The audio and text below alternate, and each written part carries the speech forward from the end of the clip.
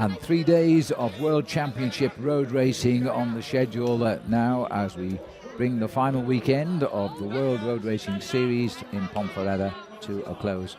Weather conditions today, full sun throughout the day, which is just as well because this can be a tricky circuit for the World Juniors as they take part in the opening championship of the road races. There'll be 5 decided now over the next 3 days. I'm Phil Liggett and welcome along to Ponferrada in Spain, the first time that the World Championships have been held here. And we're all getting to know now this 12th century castle in the centre of the old town of Ponferrada. The Templar Castle down there, where everybody last night received all the information on next year's World Championships inside the castle grounds. A special reception for Richmond, Virginia, which is where these titles will be held next year. And the announcement yesterday as well, late last night, by Cadel Evans, that he will retire from what has been an incredibly good career, the Australian calling it quits after his own road race, a World Tour event on the 1st of February in his home state of Victoria, Australia. So the scene is set today for a full field of women juniors. They'll make 4 laps of the circuit, 18.2 kilometers a lap, a total of 72.8 kilometers. 10 degrees at the moment and still feeling a bit chilly, I have to tell you. The sun doesn't get up here this far west in Ponferrada till 8 o'clock in the morning, so it's just starting to move up now as we approach the start time here of 9 a.m. And there on the start line, this immensely strong Australian team of teenagers. Annalisa Hull, Alexander Manley and Macy Stewart. Macy celebrating the Time Trial World Championship a few days ago. She's also the National Road Race Champion and indeed a World Track Champion this year, so she's having a tremendous season. Alexandra Manley, 4th in the Time Trial, bronze last year in the same event. And Annalisa Hull, who was 3rd in the time trial this time around. 3 Australians who will hope to have a very good ride over the 4 laps today. This is a tough course. How on earth Bradley Wiggins achieved on this circuit the other day in the time trial a 50 kilometre an hour average, frankly boggles the imagination, because the 2 climbs on the circuit are very tough indeed. Experts saying that it won't be a group coming down to the finish of perhaps more than maybe 10 or so riders, or they'll all be individual, because it's 10% on the climb near the end and 8% at different stages on the climb, the penultimate climb before the finish. Defending champion here in the juniors, she's still 18 years of age, won the title at 17 last year from Denmark, Amelie Didriksen, and is currently the National Road Race Champion. She proudly wears number 1 today as the defending champion. Her teammate Matteson, by the way, she rode a great time trial to finish in 2nd place, and she's only 16 years of age. So she might be a threat as well as we go through all of the competing nations. Italy has brought a very strong team of women, as you might expect from a cycling crazy country like Italy. And also we can expect to see in the action Soline Lombolet of France, who is the national champion, finished 6th in the European Championships this year. Plenty of room, though, of course, for surprises in junior racing. This afternoon, after about a 90-minute break, the men's under 23 was, if you take a look at the list in men's under 23 of the immediate past champions, you'll realize how much this is a big pointer to the professional ranks later on, because all of the previous winners this last few years have gone on to be big names this year in the professional world of cycling.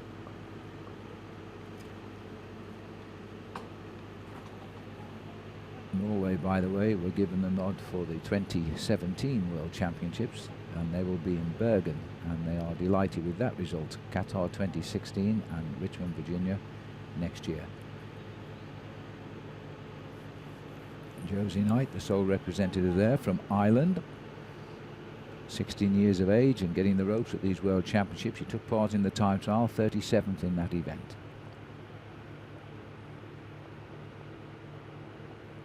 And there you have the full field of 93 riders, concluded by Marika Tash of Romania. Well, this is a little bit earlier, the sign-in. The riders have now signed in. They're headed up towards the start line. Germany brought a largely inexperienced team as they signed in there. Igorova, Kantisbier, Pleskina and Popova are the Russian cyclists, and their signing in briefly was World Time Trial Champion. Just checking the number of Julia Karlsson, who was the runner-up in the Swedish Road Race Championships. She's the oldest of the 3 Swedish riders, at 18 years of age. Under 19 these championships. And in the case of the women, once they've left the junior ranks, they automatically become elite cyclists. There's no under 23 rank.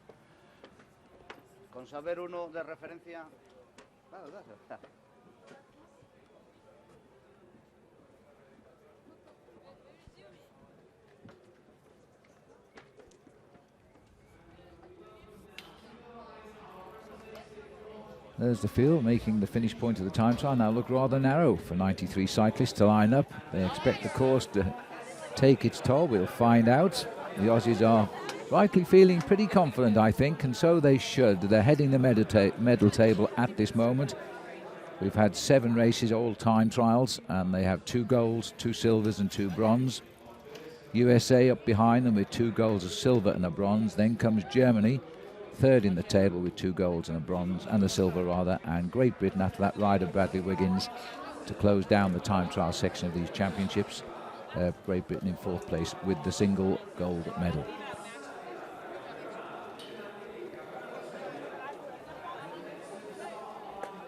Dutch women there in the orange, also anxious to get on with this one. They brought a very strong team. Their national champion, Afki Soet, is only 16 years of age. She's also the European time trial champion, national time trial champion as well. So a talent for the future, perhaps.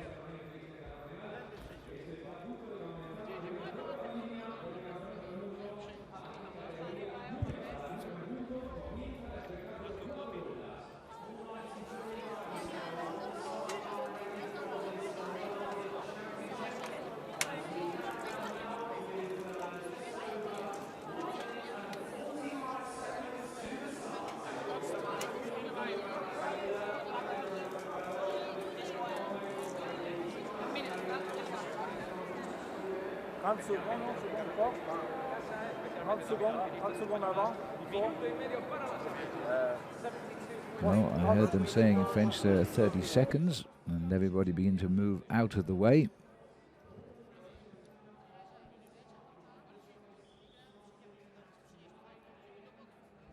They'll be coming down the same descent that they did in the time trial, which was quite a technical descent. It's a few twists and turns before they run off on the right-hand side of a roundabout before they line up for the finish.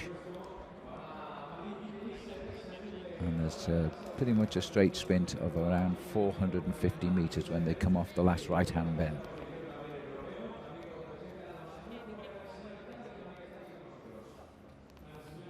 A year ago, the Danish woman, Amalie Diedrichsen, she just managed to break clear and hang on to a 3-second advantage over a complete field chasing her down.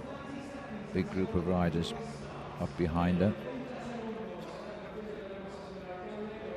This year, though, this seems to be a well-balanced course, and with these 2 climbs coming towards the end, the feeling is, and this will be the first indicator, because we've got 5 races on this course now, as to whether it will break up the field. It all depends how these girls get out on the attack from the gun.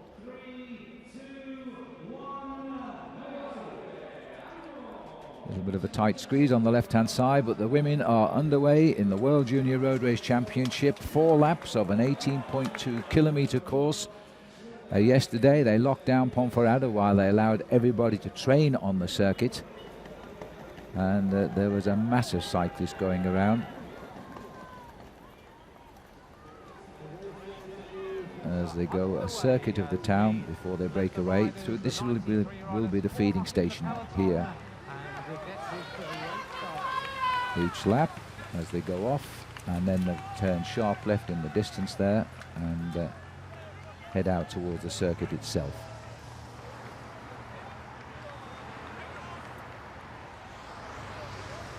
Completely locked down if you live on the inside of this circuit now. There are 1 or 2 crossing points to escape, but not many.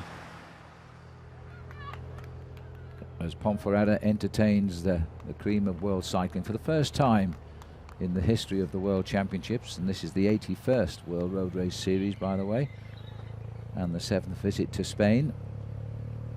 As we start the action here, Jean Corva, who was only 18 2 days ago, heading up the lead.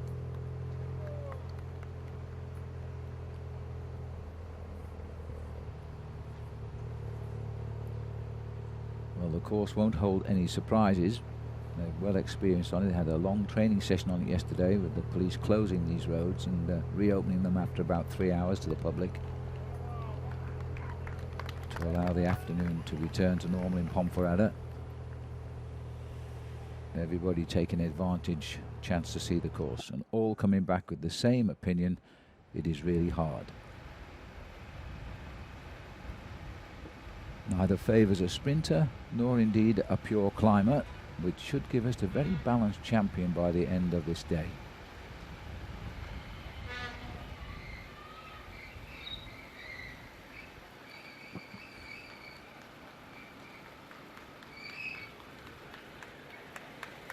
A 17-year-old Egyptian woman on the far left there, Minatala Assam.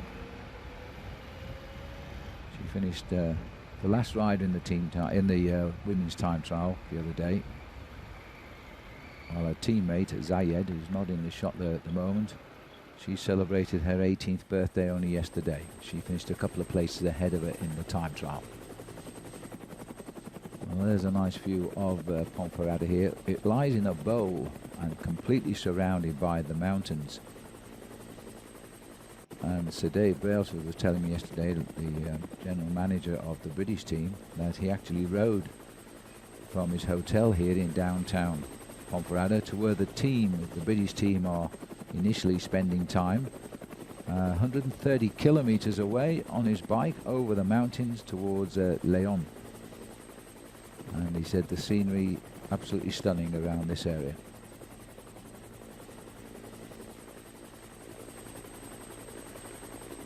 And the acceleration down there, the field is already stretching a little bit. There will be a big variance, of course, in ability. And speed is of the essence, because this, by its very nature, is quite a narrow finishing sprint, and they will not want a bunch sprint of some 60-70 riders, because that right-hander coming into the finish will play a crucial role if that is the case.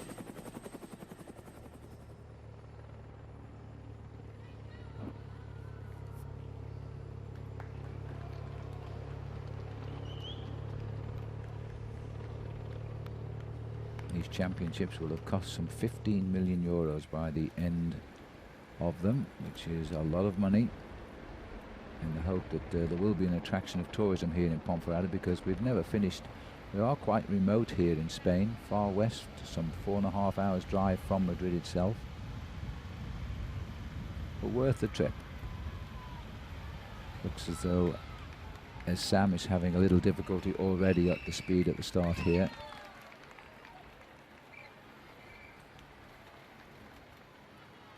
This is one of the Turkish riders here, Gamze Kiyas, who's already lost contact.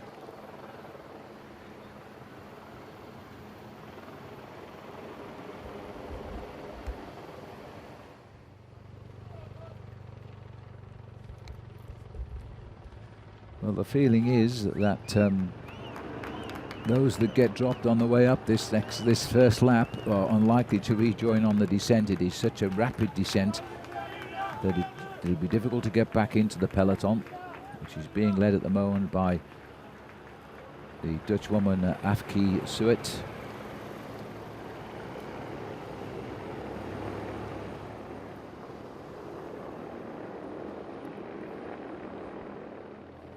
I suspect the first climb will be the first opportunity to try and lift up the ante here.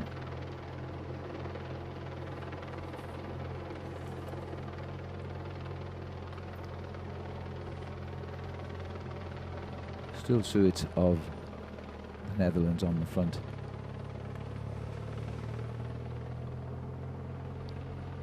He was both the national and European time trial champion. She finished 8th in the World Championship this week.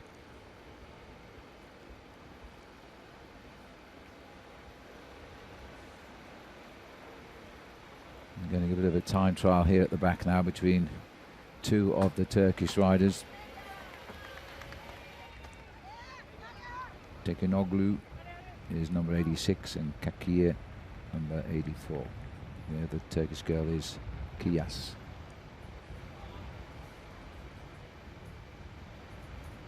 Forecast today is full sun, unlike the far southeast of Spain where they're predicting heavy rain and thunderstorms. So we're very lucky to be in the complete opposite corner of the country.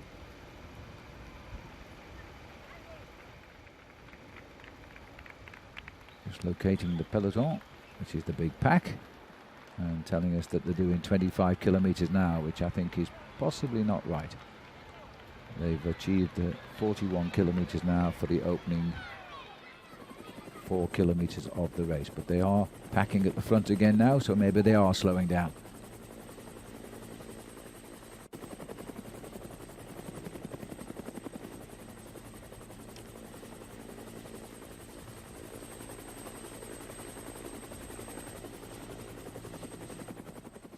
Well, this is a problem for one of the Kazakh riders here, wrestling with a bike. It looks like Yekaterina Uraitis, and she really is one of the strongest riders on the Kazakh squad, and her gears seem to have jammed up here. Rescued by the Shimano mobile team mechanic there. Got her going again. She is the Asian time trial champion, 17th in the time trial the other day. Well, she's still in a convoy of cars. The big thing about the World Championships is there aren't as many cars behind the pack as there are in, for example, the Tour de France. And so if they spend very long getting a mechanical fixed, they're out of the convoy and are unlikely to rejoin. But at the moment she's got a chance here, Uraitis. And she's going to get pretty warm later on because the temperature will rise very quickly. She's got a lot of clothes on there.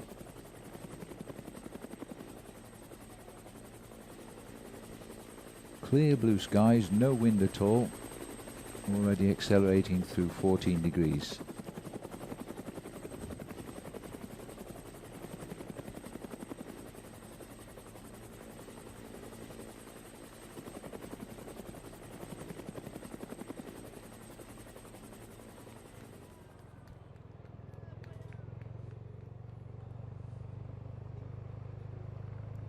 Sitting behind Suet on the front here, off to the left of our picture is Milda Asbi-Kevičiūtė from Lithuania. Another problem might have been a tumble, this one, at the back of the race. This is Tash of Romania.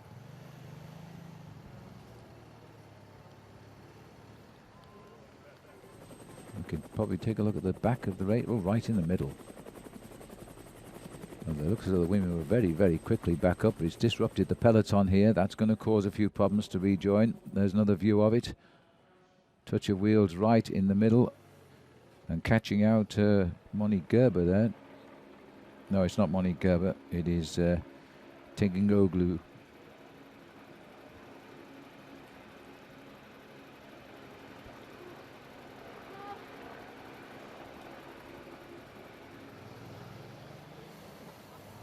And this is Tash, who's had a problem when she fell. Well, it is a shame. At this stage of the championships, we've only done 6 kilometers so far of the circuit. The Romanian here, she's the only Romanian in the Junior World Championships. And this is quite a delay here.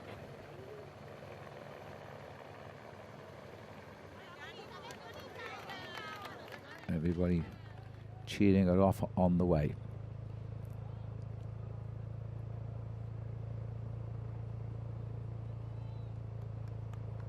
First of the gentle drags before we get out to the 2 climbs on the course.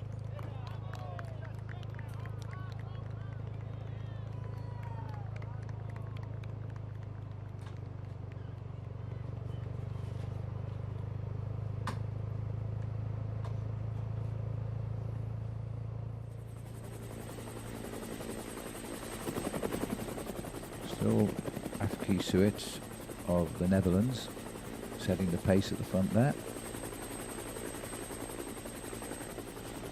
A few of the women trying to get back here on this climb because that peloton is very small just now.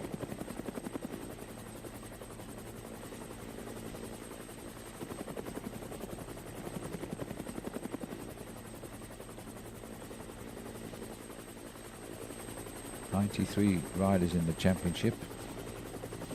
Last year 59.60 made the finish. I think we're going to see far fewer this time around. She's Marta Lasch of Poland. She's the national road race champion, and she's been caught there in that crash. And she's going to have to try and rejoin. Just in front of her, number 66 is Coral Casado, the 18-year-old Spanish woman. I think they've all been delayed by that crash, and look how it split this field up at the back. Well, this is causing major problems because the peloton is about 40 strong at the moment.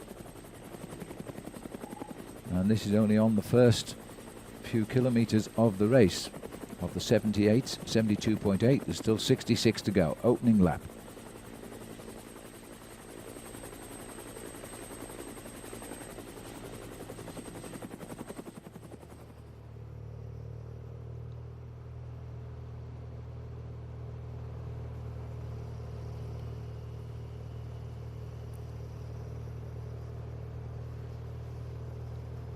This opening lap is a nervous one, clearly, and the best place, if you can hold it, is to ride in the first 15 or so riders to stay out of these little crashes which could happen again.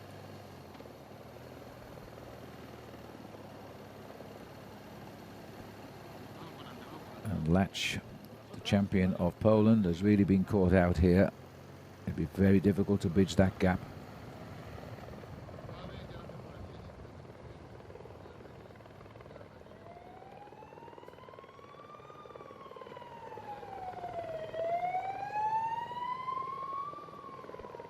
Crash couldn't have happened at a worse time, just before the start of this drag here. Has gradient on it which approach 8%.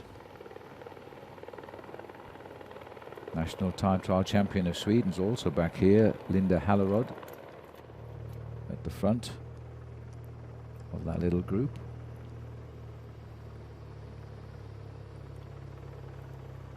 And it looks as though Kazakhstan are going to start the lifting the ante a little bit.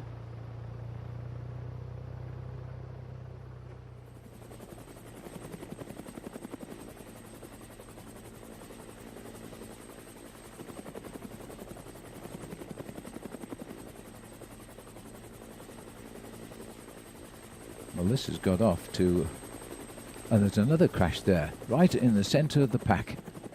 Oh, well, that's just a careless touch of wheels as they're coming on a clear straight road here.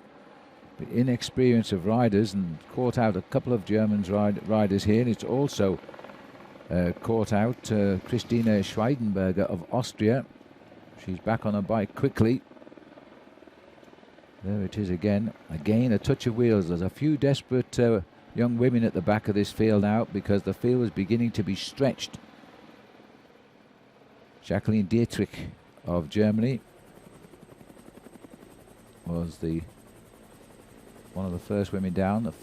The back one of these three, she remounts, and there she is. No, this is Schweinberger of Austria here.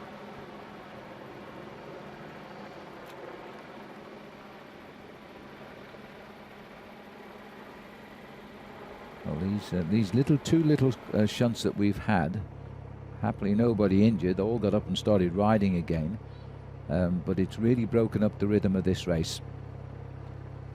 And this is only the first lap.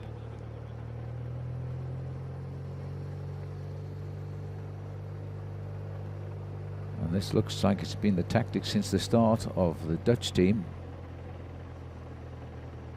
to use Suet on the front here, this strong Dutch woman, and get her to set the pace. She's only 16 years of age, but she's a strong woman. She's the European time trial champion as well as the national time trial champion, and she's the one that's going to try to soften it up for her three teammates, perhaps.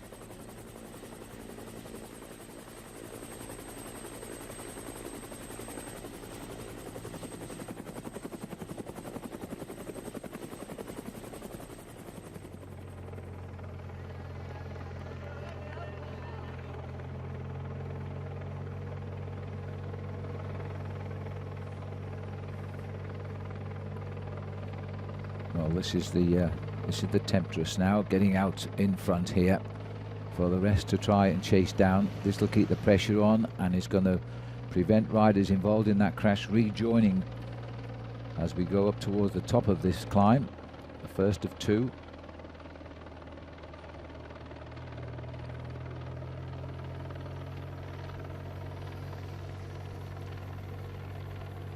Kazakhstan carries the Asian road racing champion on the squad here, Nadezhda Zhenileva.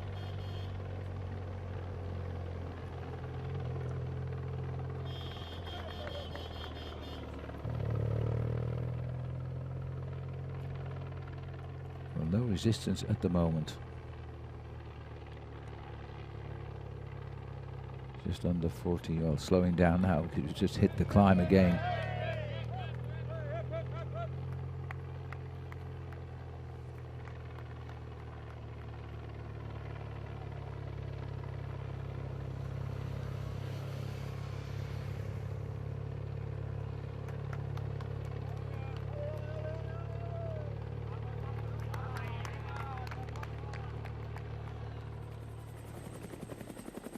And there's a fanning out, and there's another touch of wheels down there. This is the third crash down on the road there. Well, these women really are taking it hard just at this minute in time. Julia Karlsson of Sweden and one of the Canadian women are down here. I think it's Lauren Dumais of Canada.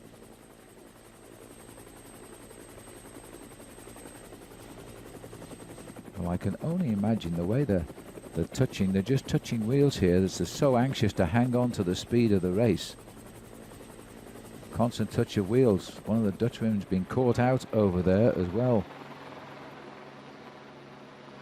This is Julia Karlsson. For second time I think she's been down. And the Canadian is actually Sarah Poidevin.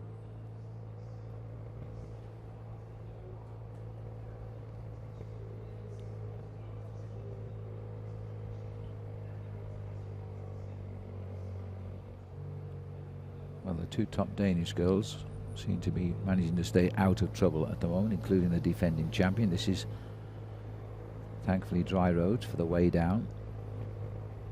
That's three crashes we've had, all looking like touches of wheels on straight sections of the road.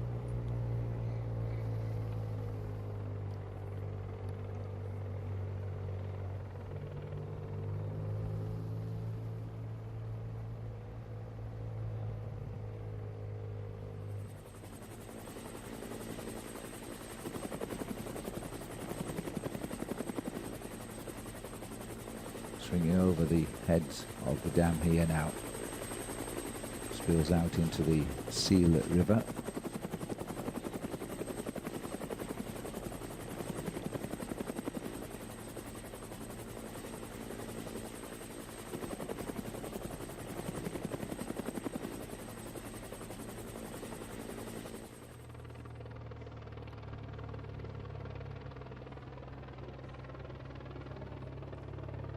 And now out again onto the small climbs around the back. 18.2 kilometers will be the lap completion point. There's a mixture of women at the back who are getting dropped and trying to rejoin.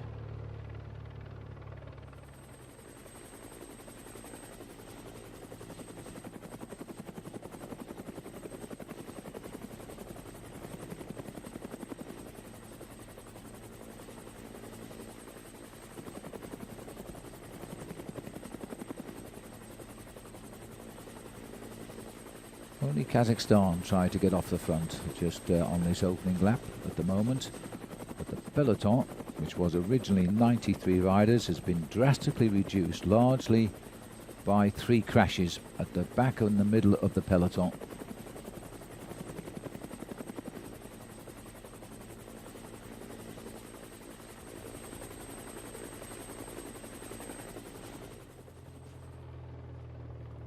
A little bit of cyclocross on the right there, nipping off onto the grass.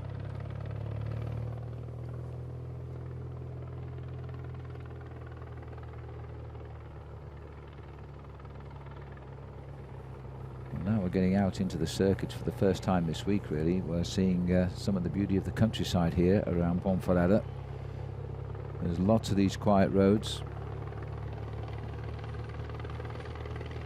away from the centre of the town.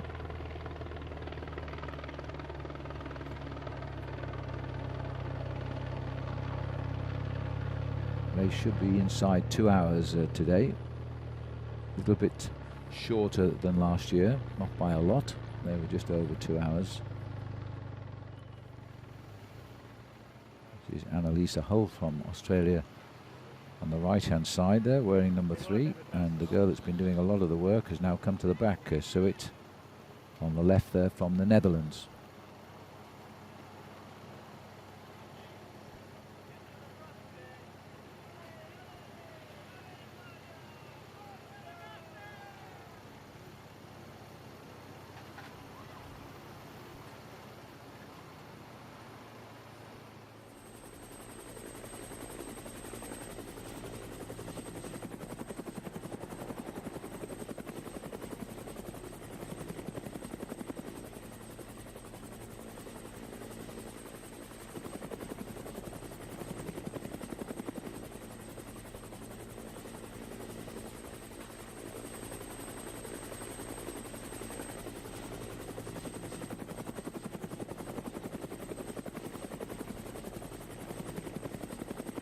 Belgian team in the blue jerseys down there, and still at the back is Annalisa Hull. She was 3rd in the Australian Road Race Championships at the beginning of the year in Ballarat.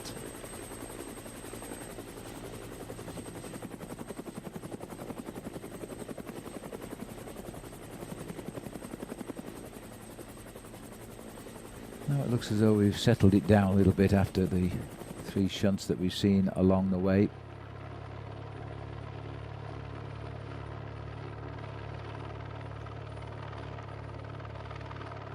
Polish women on the left and the right of the road here. Pretty strong team that the Poles have brought with them. They brought the 3 women who took the top 3 places in the National Road Race Championship. Although we've seen the national champion herself, Marta Lash, in trouble, and I don't think she's come back because she was quite a way off on the previous hill.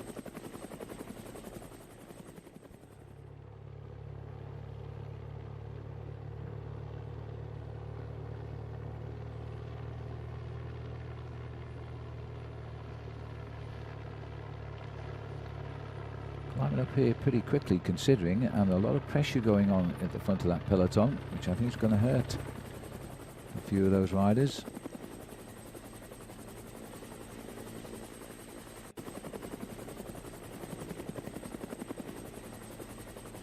A gaggle of about 50 riders. We've dropped 40, it seems, either by effort or crashing.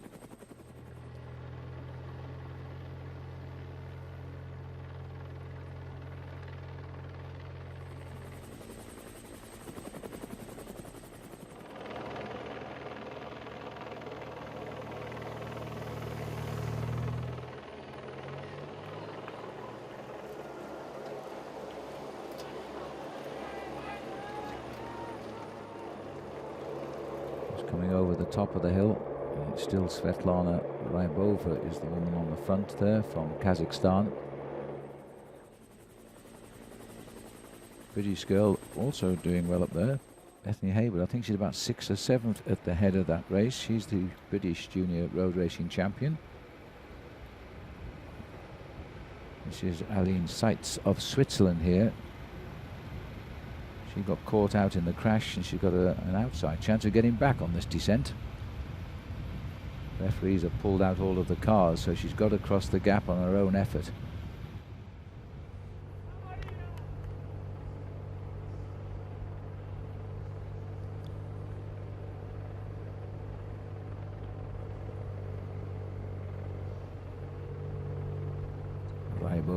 She's dropped away from the front now, the Kazakhstan woman.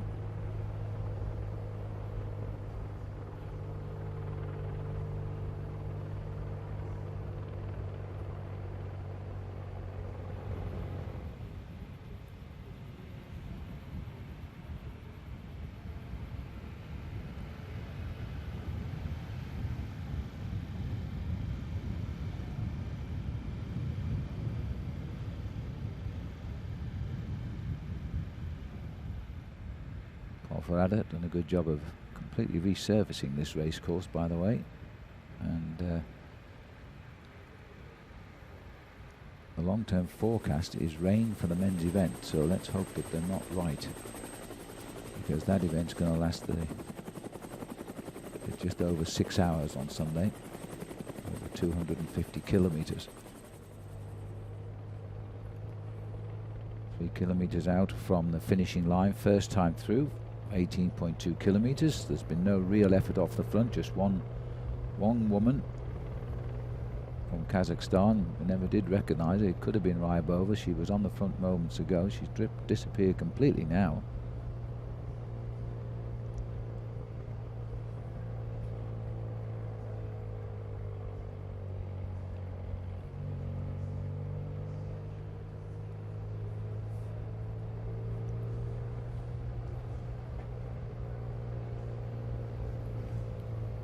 Getting over 71, 72 kilometers now for this descent. Nobody really pushing it though here, as they sweep down towards the inside of the roundabout, and then up to the last kilometer just before the right turn to the finish. It looks as though they're all stringing out, lots of gaps now between those wheels, perhaps the nervousness beginning to go away.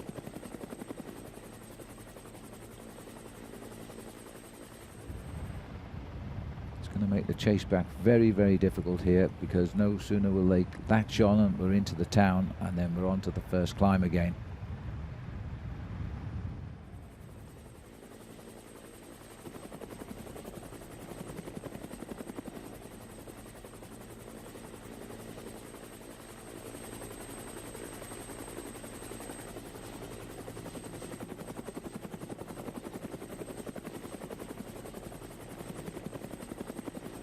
Flat roads all coming back together at the front of the event now as they go through that little sector there.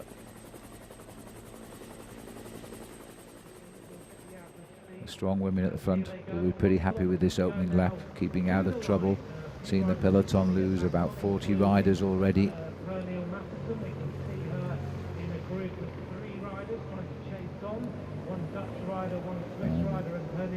We've got the Australians looking pretty confident there near the front. See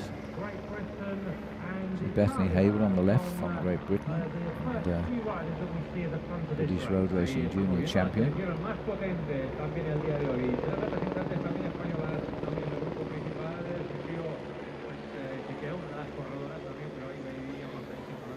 This is the right turn which brings them into the home straight here, and then they'll see the finish, about 430 meters sprint. They're down through the home straight.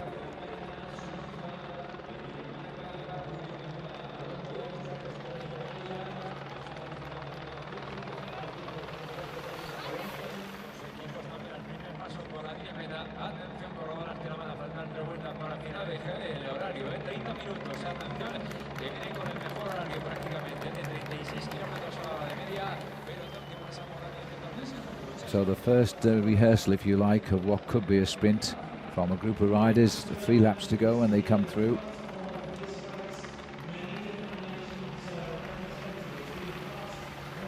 And looking a very much smaller pack than when they left the start area here some half an hour ago.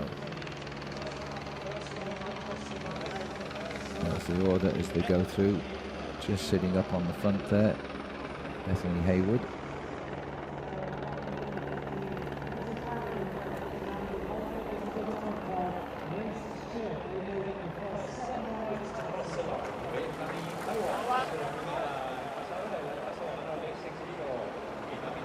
Macedonia team mechanics just making sure that their one rider is okay.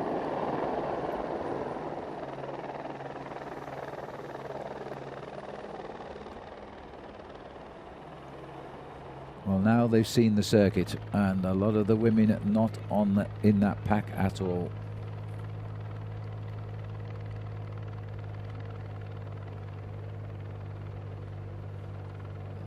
Peloton 56 strong.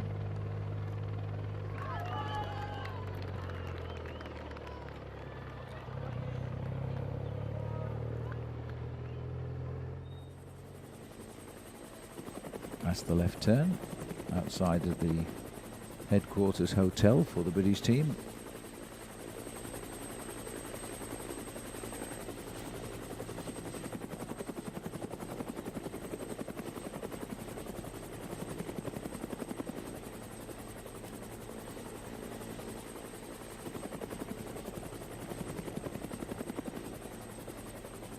I suspect that this time up we might see one or two riders have a little go now they feel they're getting to know the circuit here.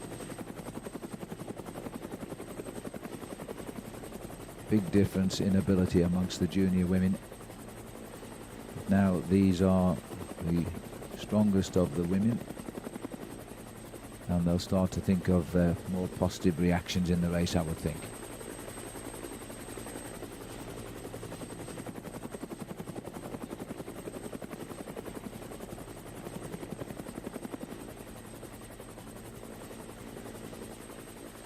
Two women got sliced out on that right-hander there. There was a little bit of a movement up on what would be the inside for that corner, but they all seem to have come round it safely.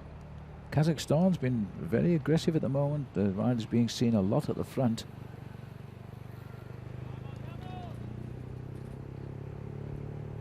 Just looking at the defending champion here, Amelie Diedrichsen.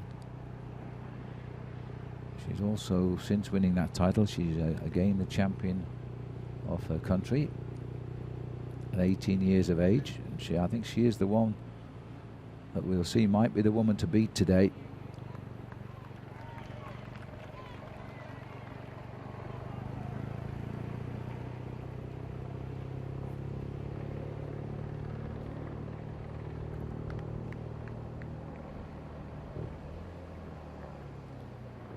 And the Dutch team also bringing a very strong four-woman team here.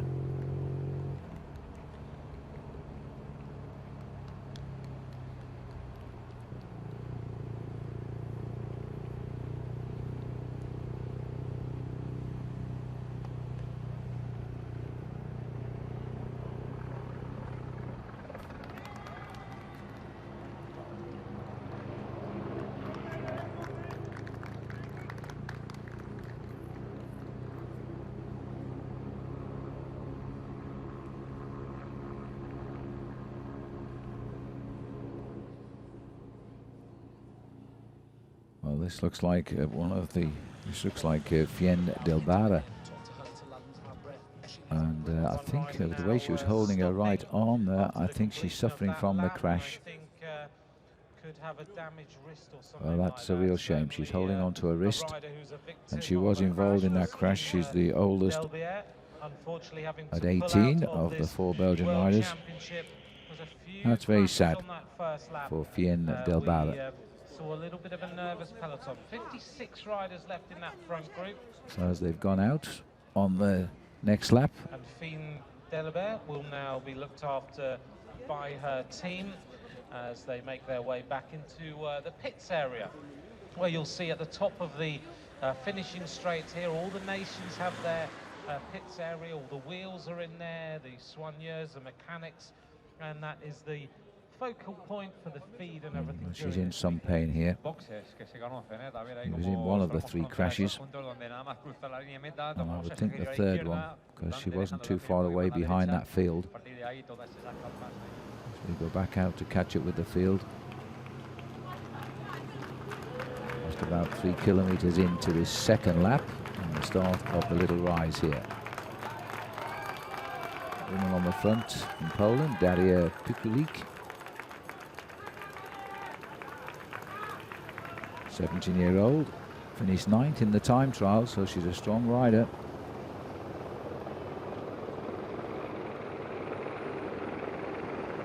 It's our location across the river, on the wrong side for the castle at the moment. We return just outside the castle, across the town.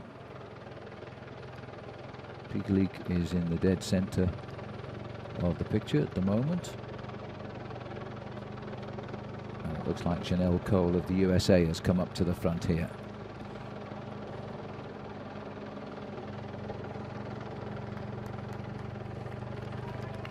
Pigleek slipping there into second place.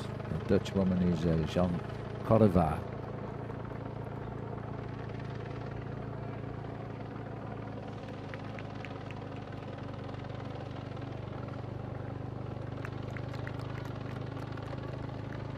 Well, it's all tempo riding just now. Nobody trying to break this pack up. Maybe on the climb, it'll happen. Second time up.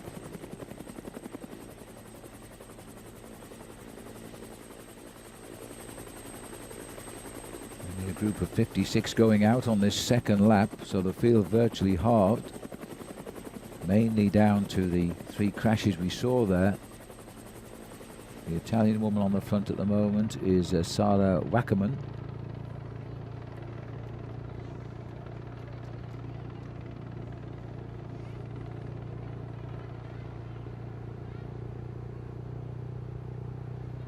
Another head turning to see who's doing all of the work. And there's 3 Italian women up here at the moment. So Sofia Bertizzolo and Sofia Begin are the other 2, along with Wackerman. As they're really hitting this climb at a bit more acceleration now.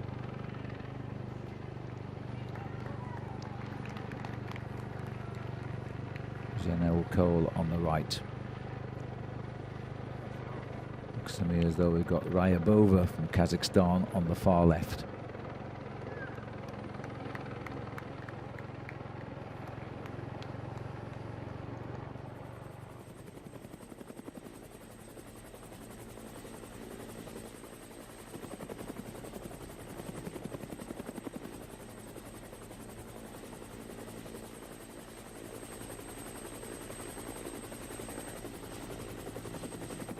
Cole gone through to pick up the pace. Some good youngsters coming through the American training system at the moment. Adrian Costa getting himself a silver medal this week in the time trial.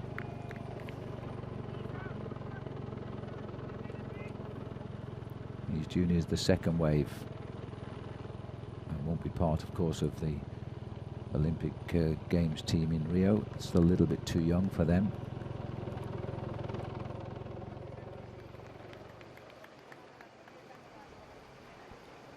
So it's just sat at the back here with the National Road Race champion number 35 there of Belgium, Lenny Dreitz.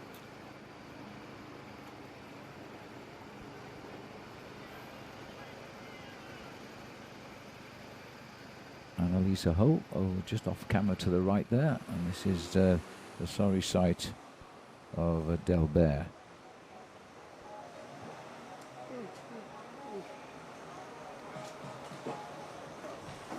This is a different rider. This is Slovakian here, Medvedova, who also seems to be one of the crash victims. She's ridden round to the pits here.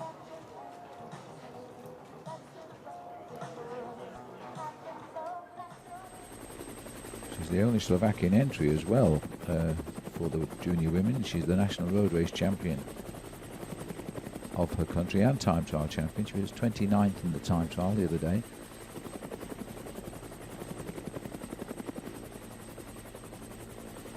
Starting the climb again.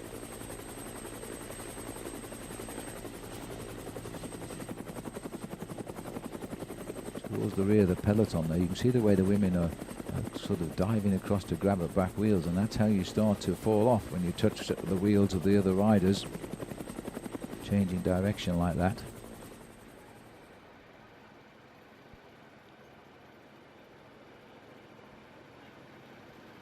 Beth Haywood, who was at the front, is now just off our camera to the right. Needs to move through a little bit, I think.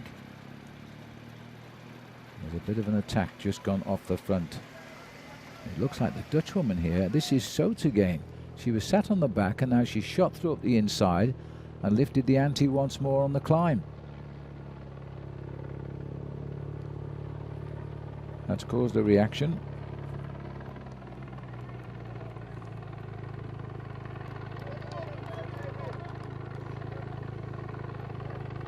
Too much perhaps, because they've all eased up.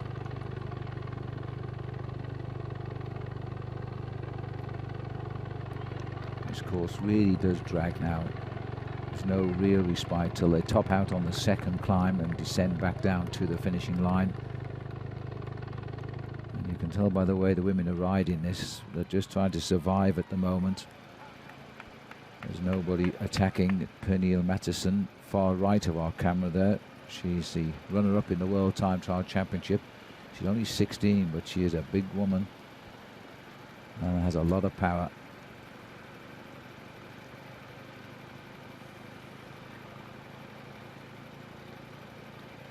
Jean Correvaar up the front there, along now with Afke Soet. So the two Dutch girls seem to be defending the other two. Stuge, a 17-year-old. Number 8 here is at the back. And looking as though she's being just held there for the moment. 42, the Canadian, the American there, Madeleine Boutet.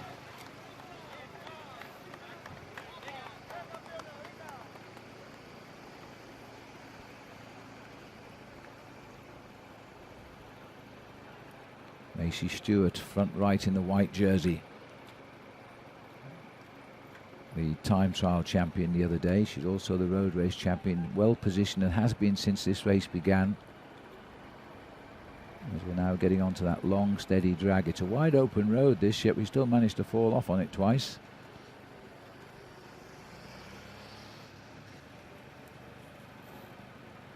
Zrahalova of the Czech Republic, last woman on the tail. Alexander Manley in the middle there for Australia.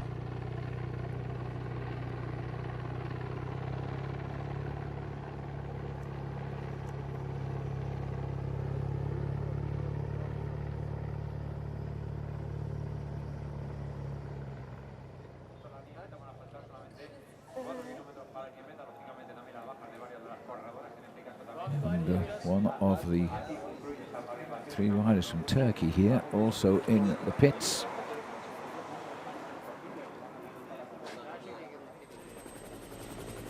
But they were behind pretty early on, so I think a retirement rather than an injury there as the peloton pack over to the left of the climb.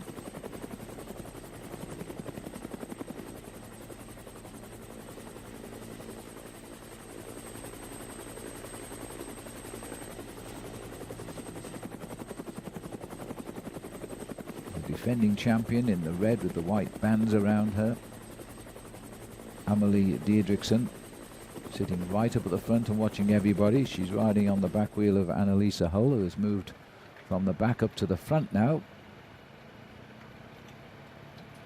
Perhaps anticipating what might be on this climb. And there's something going to happen now, because here we go, and this is the first attack, and it's Afke Soet who's launching the pressure here for the Netherlands.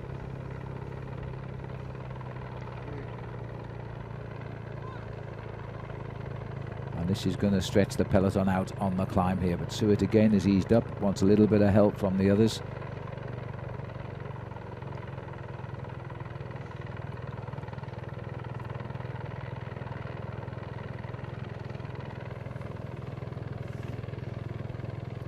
Looks like Salazar of Mexico who's taken up the running there. Very good track cyclist. Medalist in the World Championships this year on the track. Got a bronze in the scratch sprint. Just trying to get back on here. And it's been a long chase for her, but I think she's going to do it. This is Aileen Seitz of Switzerland, and well done to her, because she's had to chase for 3/4 of a lap here, and she's almost back on. The runner-up in the Road Race Championships of Switzerland. and she's done well to cross that gap.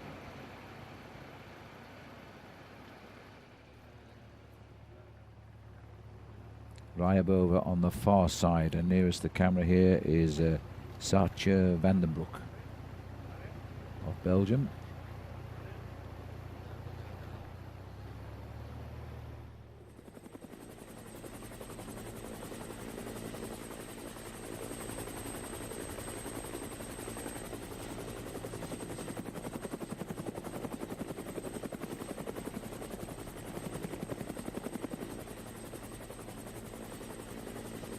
Couple of tentatives, but nobody bothered to continue there and push it on. And all of the time, the defending champion, Amalie Deirdriksson, who's now been joined by the only other Danish woman in the race, and pretty significant too, in Pernille Mathiesen, the 16-year-old who got the silver medal in the time trial.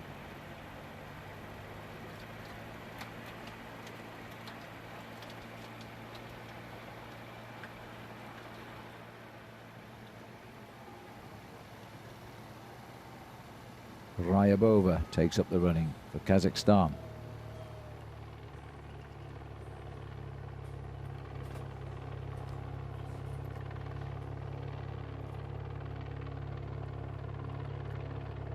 Two Danish women sit just behind second and third. Annalisa Hull here slipping again to the back.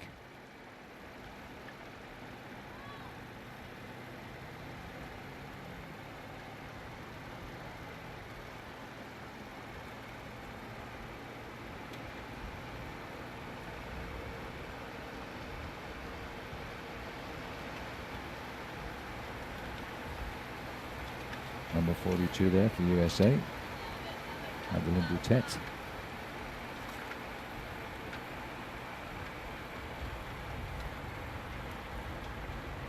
A lot of people biding their time back here, aren't there?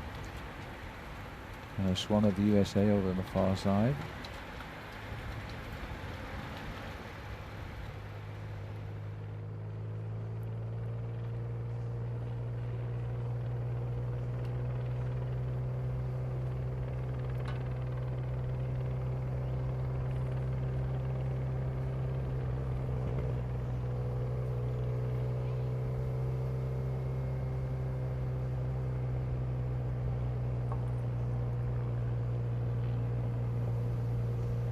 This time up now. Clearly the women have eliminated the weaker riders because there's nobody now under pressure on this second climb here. The pace is going to have to be lifted up if they want to start breaking this peloton up.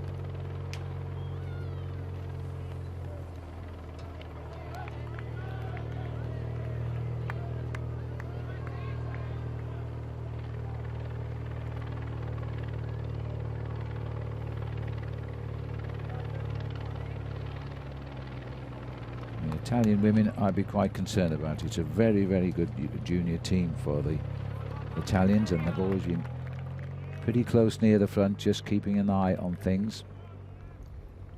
Climbing up here at 18 kilometers an hour and accelerating at the moment.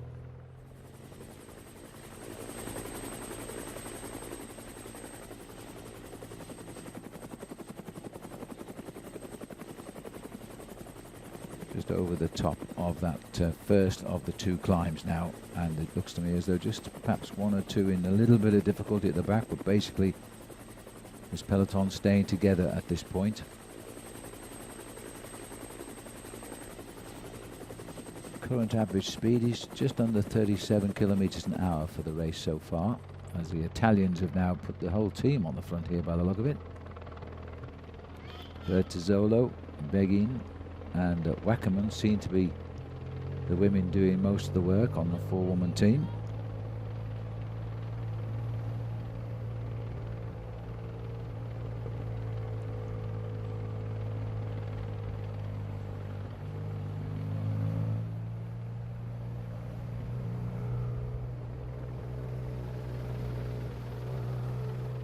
Now this is when you get the skill of the motorcyclist and the cameraman here to hold these women in the shot as they descend at nearly 80 kilometers an hour, just gone through. Much quicker down here this time than last time, that's for sure. think the peloton being really pulled out here. And this is the run at the second climb.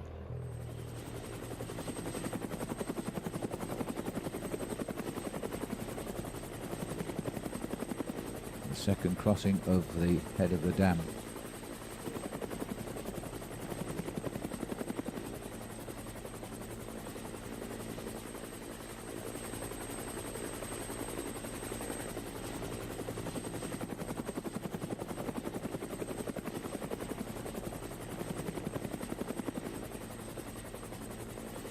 Off the descent and starting the little climb here. Peloton is concertining back together again as they continue to make the group here. Still around 56 riders left in at the pack.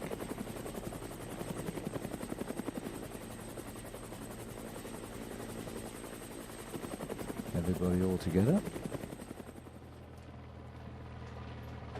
Daria Pikulik from Poland moving up on the far right. The Dutch women also near the front, enjoying themselves, very strong, trying to soften this pack up when they get the opportunity, but nobody's put in a really concerted effort at the front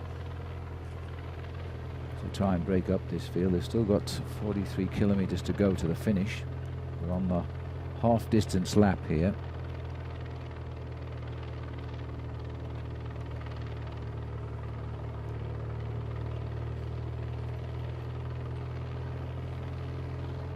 Get into this second climb. Still no interest to try and lift the ante at the front of the race. Everybody just watching each other, riding tempo.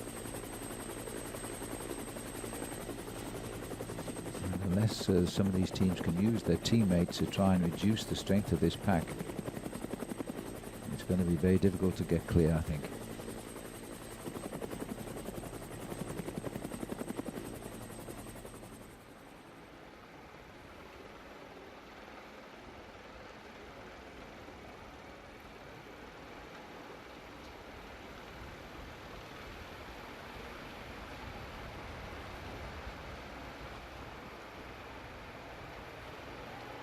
Still the Aussie at the back, Annalisa Hull, third in the time trial. Joined Macy Stewart on the podium there. Number 71 is Megan Barker of Great Britain. And on the far right there, from the Czech Republic, is Nikola Zhahalova, 18-year-old. And having now dropped again to the back is Afki Suet. Number 7 there.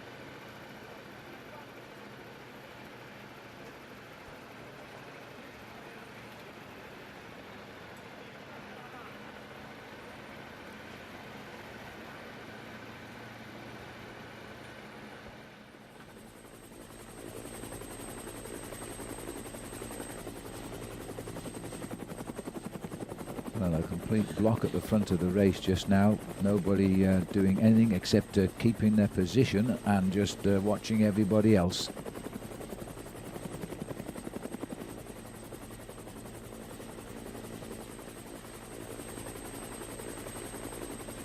On this second of 4 laps here. Field down to around about 56 riders.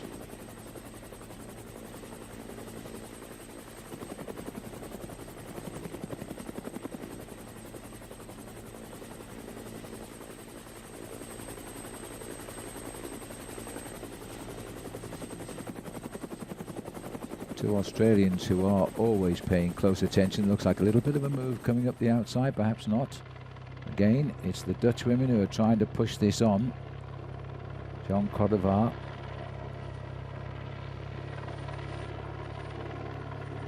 Poland have got looking very strong at the moment. 3 of their 4 riders at the front, and I think they lost their strongest in that crash.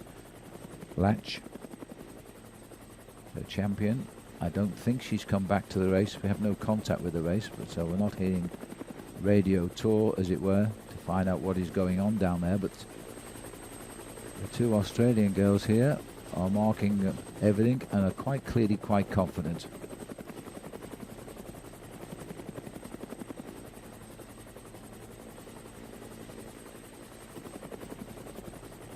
little bit lifting of the speed at the front, causing the women at the back here to grit their teeth a little bit, I think.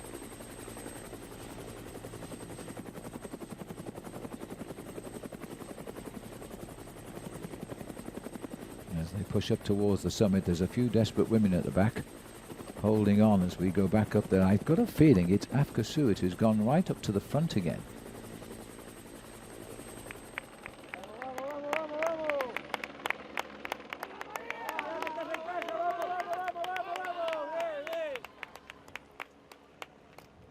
"32 kilometers more or less covered now.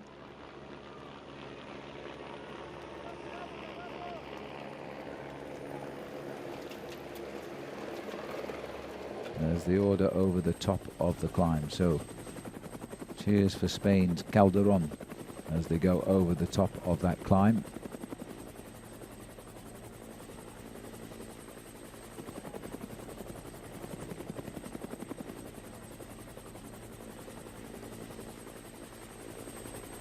As our transponders click through, it looks as though we've still got around about 55 riders in this peloton.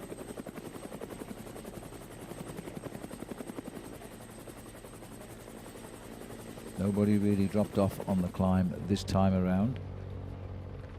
3 Italians on the front, marking everything. Good riding by the 2 Australians up there as well, Alexandra Manley and Macy Stewart.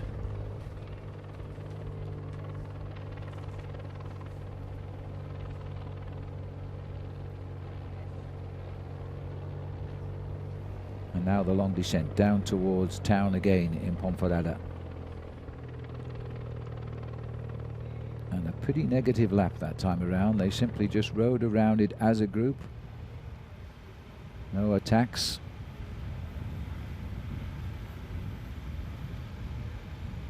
The battle to rejoin here. And the Dutch girl caught out. In fact, there's 2 of them because Suet has now gone off the back on that climb eventually. Chantal Stugge also which only leaves 2 Dutch women up front.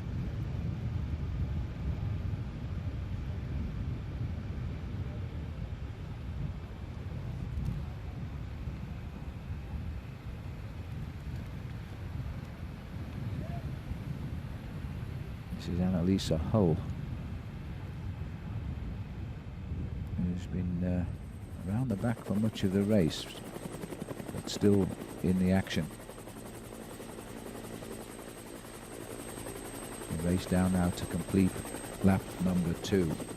39 kilometers still to go. Total distance of 73.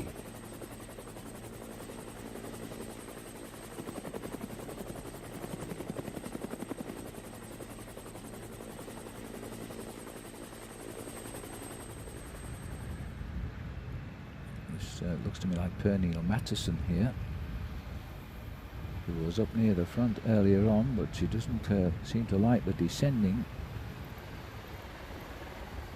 16-year-old silver medalist in the time trial, allowing that race to run away from her a little bit. Gets back into her time trialing mode.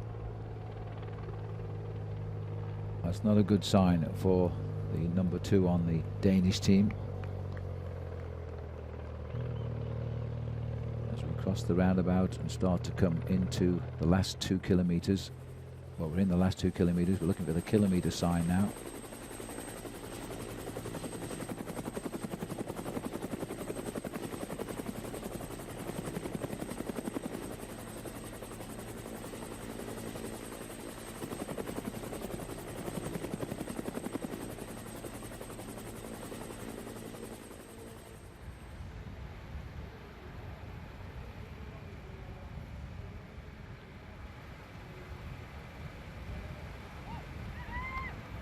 Well, Matteson looks as though she's going to time trial her way back at the kilometre sign here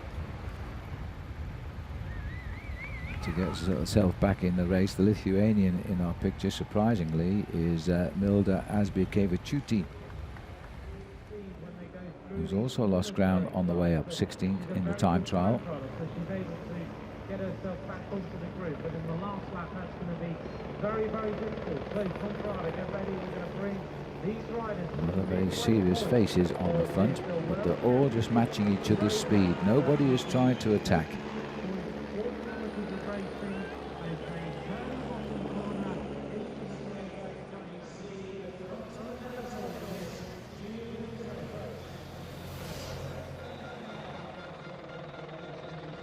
Coming through to complete lap number 2. Still nobody getting off the front whatsoever.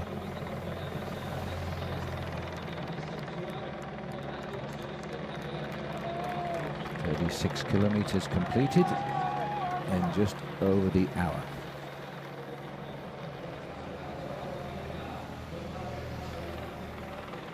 Two Australians dead centre, Manley and Stewart, watching everybody, and Diedrichsen never far away from the front, the defending champion, the only medalist to be back for a second bite. This will be her last time at 18 years of age.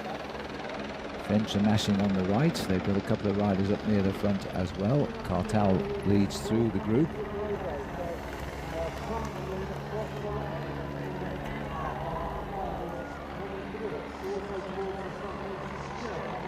Out through the feeding area.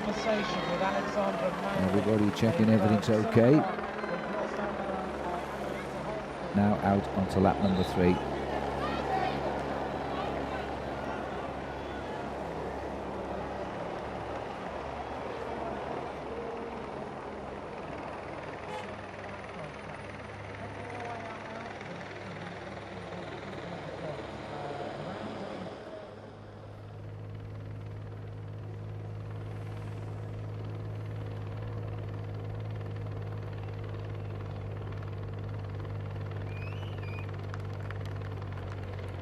Frenchwoman still on the front there, Mathilde Cartel.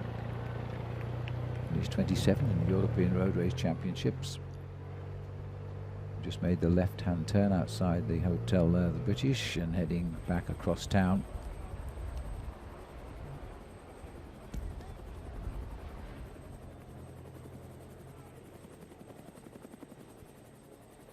The castle is down to the bottom of our picture, in fact, when the riders turn right at that top bend.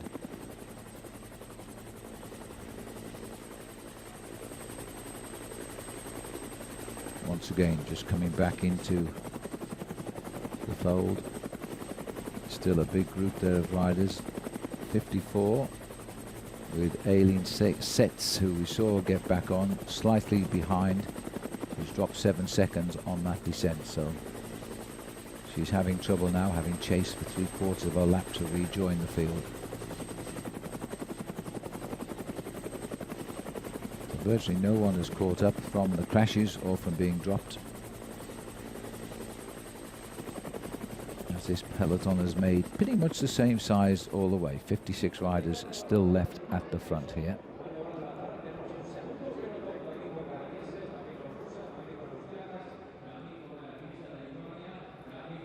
Russian woman trying to get through, Daria Igorova.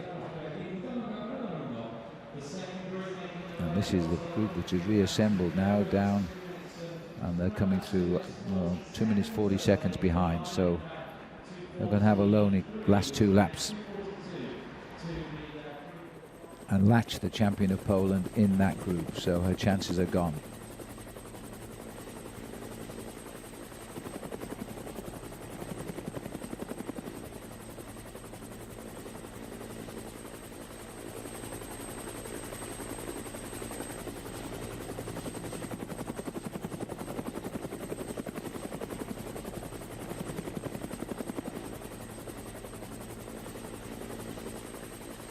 So far, only the Dutch have really significantly been pushing the pace at the front here, with a little bit of help from Kazakhstan. Everybody else seems to be content with the speed and happy to let it be a process of elimination. And just riding near the front and watching every move. The defending champion in the red jersey, never far away, always in the first half dozen riders on the front of the pack.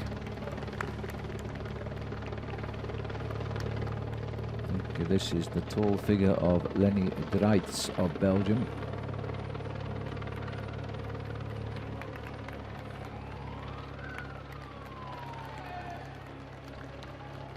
Blue jersey of Italy on the right, have never been far away. Slip around the castle straight ahead of the race. We'll break away from that over to the right.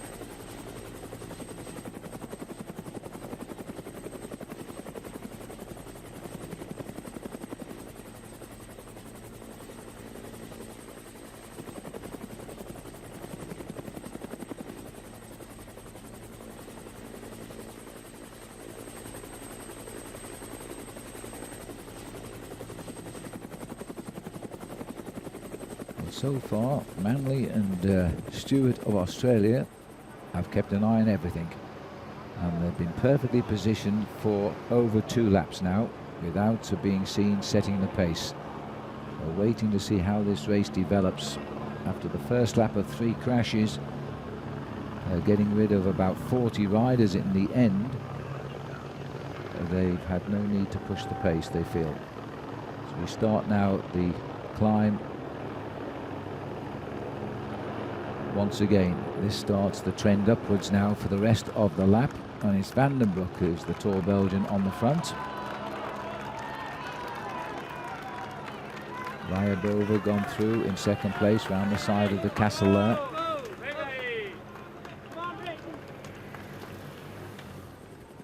Daria Pikulik of Poland, and Manley going through in 4th for Australia, and the defending champion Amelie Didriksen in 5th. Unfortunately, the cameras don't really show us just how really steep those climbs are. They are quite hard.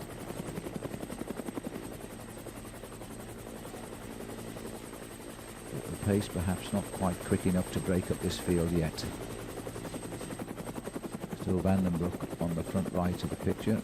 No, it's not. We've switched again now. That's Svetlana Ryabova, the Asian cycling champion. She was 16th in that in May this year.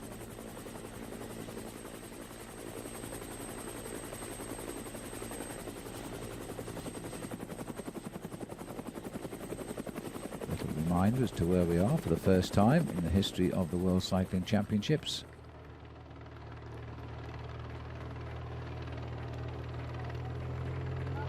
And this pace at the moment is manageable by an awful lot of women here. This is back into the finishing area here where the riders are turning in. Another rider has retired, Julia Carlson, second in the national road. Annalisa Hulk keeping control of affairs at the back and being the sweeper for the 2 Aussies riding at the front at the moment.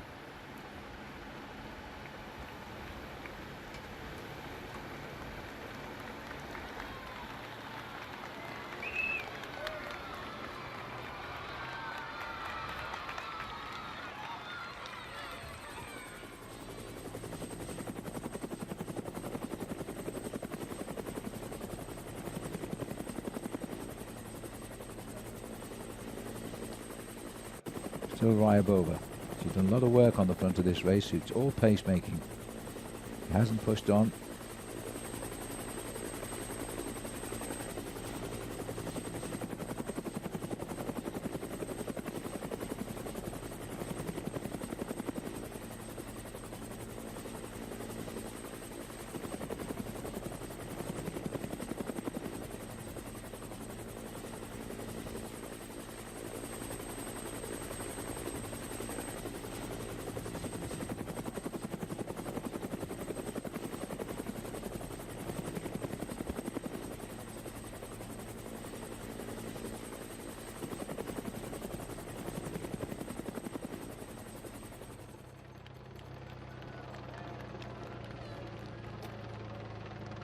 It's long drag to leave the town of Ponferrada here.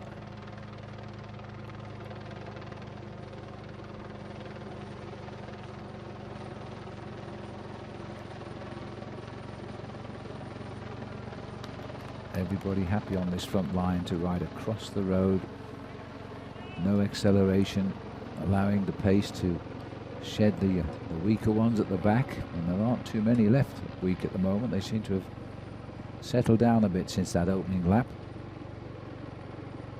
We're going out next time onto the last lap, and at the moment no decisive move whatsoever to try and crack this field. And if they allowed the race to go like this to the finish, then that long fast descent into the town in the last 2 kilometers is going to hand it to probably 20 or 30 riders who should get clear on the descent, and they won't be slowing down as they approach the finish next time.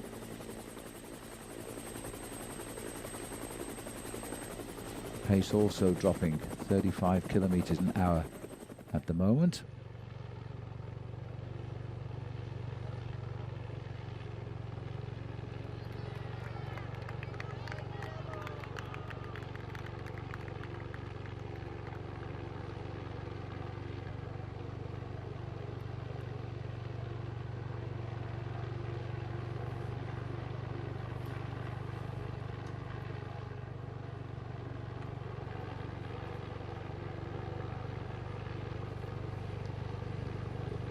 .31 kilometers left. Just over 19 miles to the finish.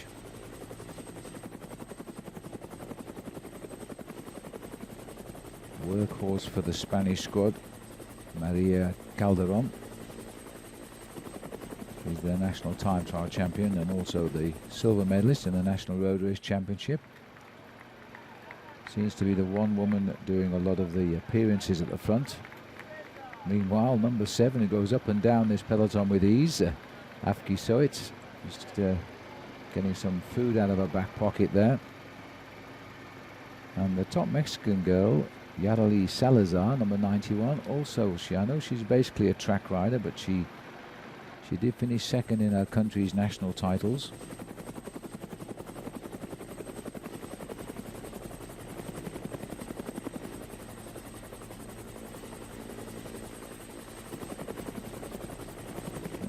Taking a look at the front of the race there, these women are just blocking off at the front and matching each other's tempo, with nobody interested at all in trying to push home an advantage.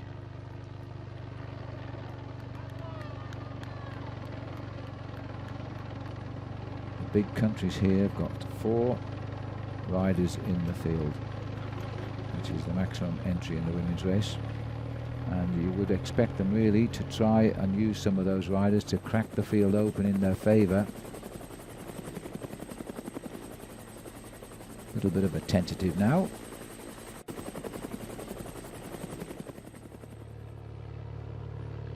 As we'll start to get to grips with the undulations again. This might be the place to try and take an advantage before the climbs actually get to grips.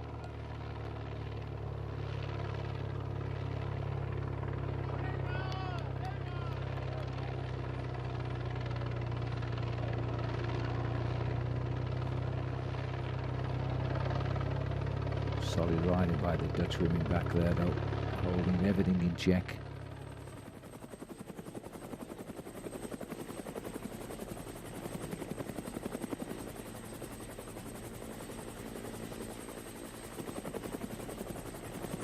Well, the Colombians only have 2 riders in the bunch rather, and they are actually very strong track riders. And this is Paula Patino, who's gone off the front. She is the world scratch race champion on the track. Won her title in Korea, South Korea.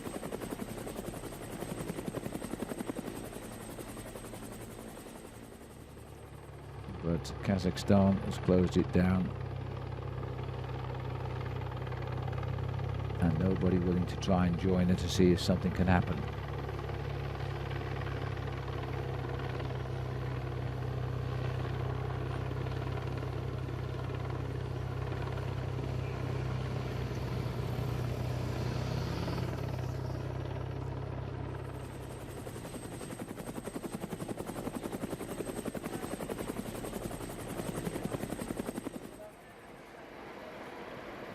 Stoetje, Chanel Stoetje of the Netherlands. Now looks as though she might be in trouble here. She was around the back of the race earlier, but I think this time she has been dropped. Not a lot of chance of getting back if you lose too much ground because of the speed they make the descent. over the top, and it's also Asbiakevičiūtė from Lithuania. She's cracked as well.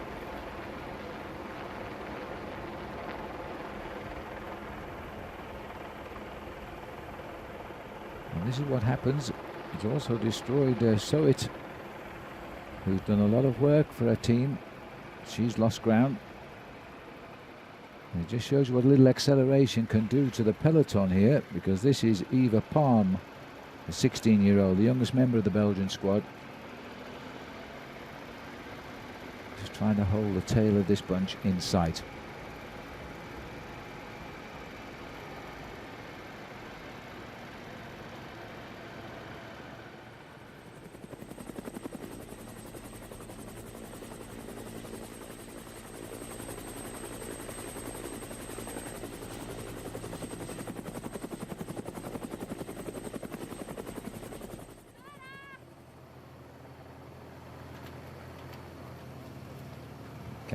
Ragusa, national time trial champion of Italy there.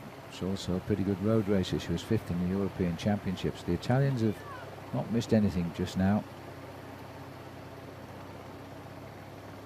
It looks to me as though we may also have lost Annalisa Hull of Australia, who was riding near the back. I think she's gone off on the start of this climb. The 2 other Australians are up at the front. Might be tired from a bronze medal in the time trial.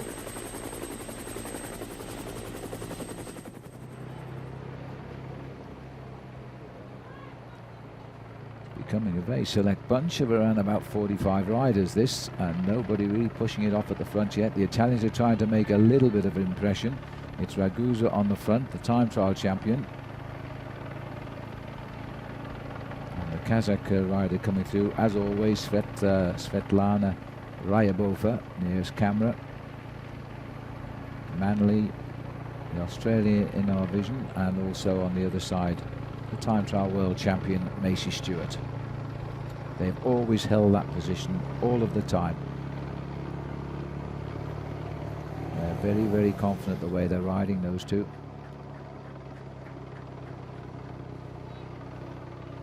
The Italians deciding this 3rd time up, it's time perhaps to lift the ante just a little bit and try and soften this field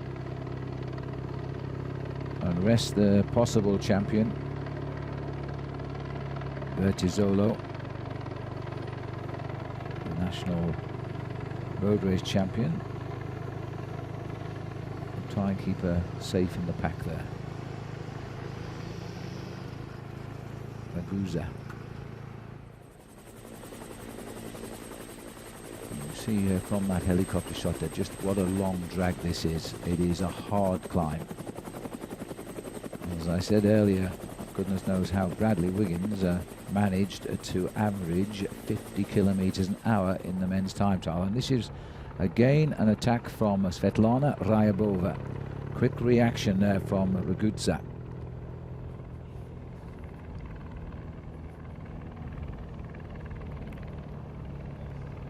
An acceleration that looks to have been controlled, but it will have stretched the back of the pack a little bit.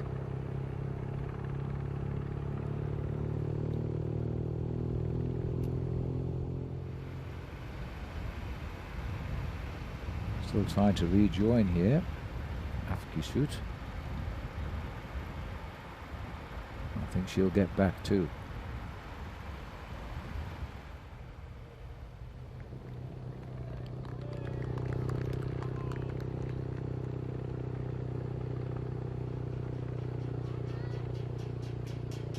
Onto the climb again.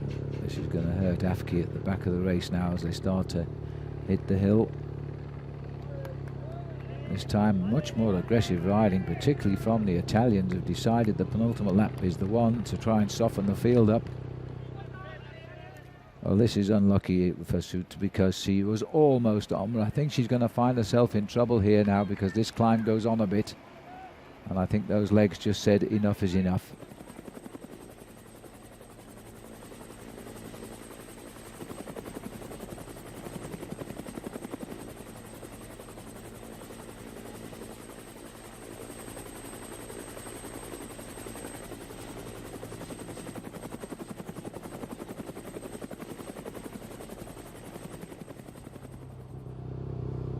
Italy taking control of the peloton. 3 riders at the front.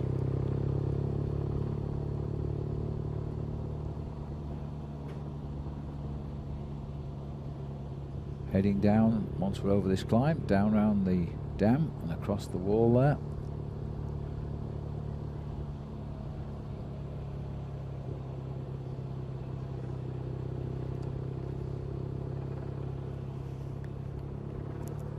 Just starting the descent, which will take us down to the head of the dam.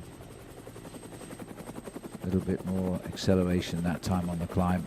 Peloton were under pressure for sure, lost a couple of riders.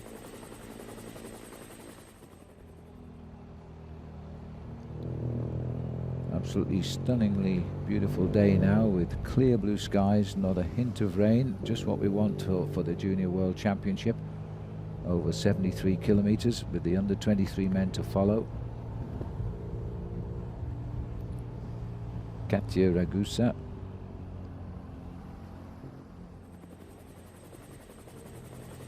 Just near the front of the peloton there.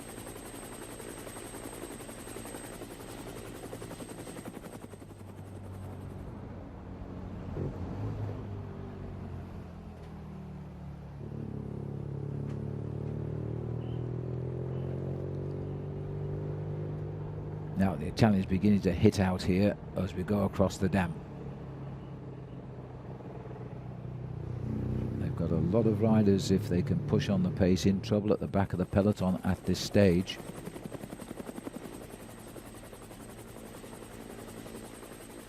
It's because of the climb. Time and time again this pack does split up at this point. If they concertina back together again, I think next lap you might find that the strong women will push on and try and hold at least a small group of riders rather than some 50 riders going down to the finish. The Italians have got the whole team up here now. Consistently pushed all 4 riders towards the front.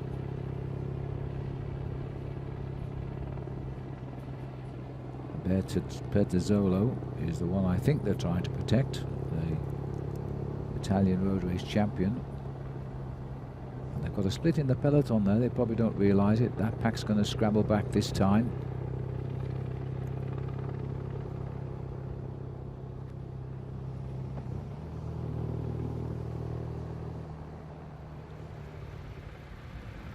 And still yo-yoing on and off the back, and she's got back on again here. Afke Soet from the Netherlands.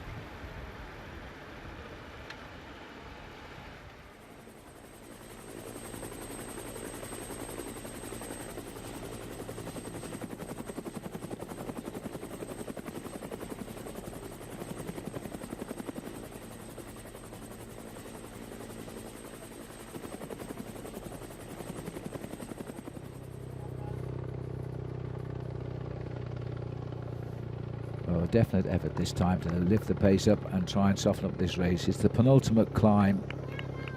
We're on lap 3. And a good time to fly the Italian flag with the Azzurri on the front here.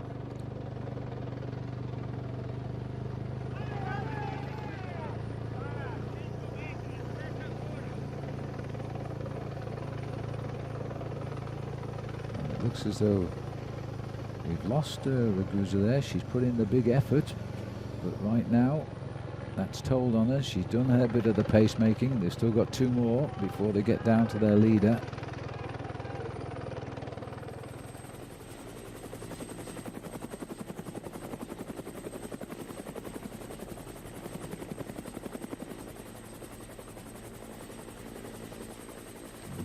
Back here, you can see that once they lift that pace, that peloton is very much under pressure. It's down to maybe 35, 40 riders as we get up towards the summit here.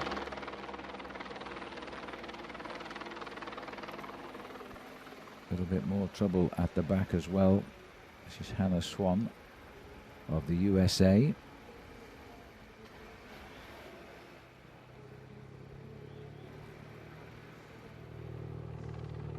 It's a teammate who's causing the problems at the front here, is Janelle Cole.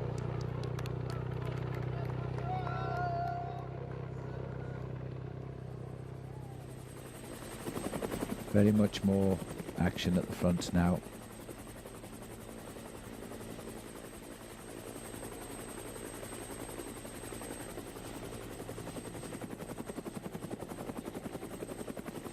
And one thing's for sure, these women who are hanging at the back of the peloton are not going to contest the sprint. Once they're over the top, as they get down towards the end of the lap, they won't be allowed back again.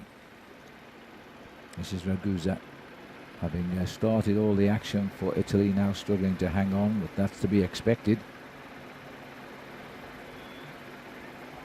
Rutuli of Latvia is with her, and Zahalova of the Czech Republic is the other girl.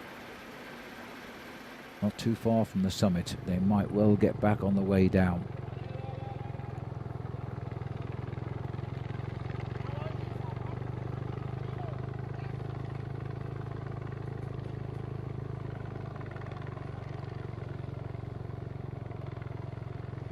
Macy Stewart on the left for Australia now moves right to the front to set tempo. At a time when we're eliminating these women down to about 25 riders as they come up towards the climb this time.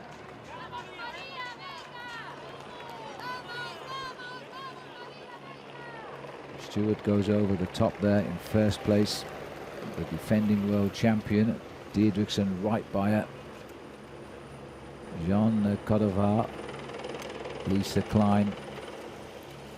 They're all the girls at the front of the push.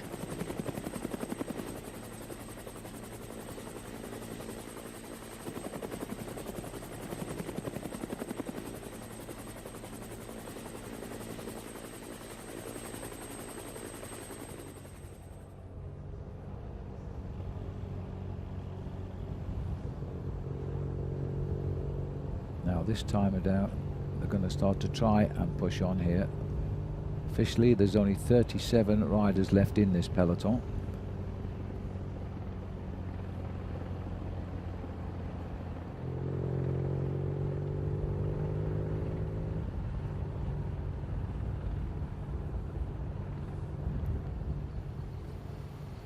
This is Bertazzolo now, champion of Italy, on the front. Go back amongst the women who've been unhitched at the back of the race. This is Latvia's Rutule trying to get back on.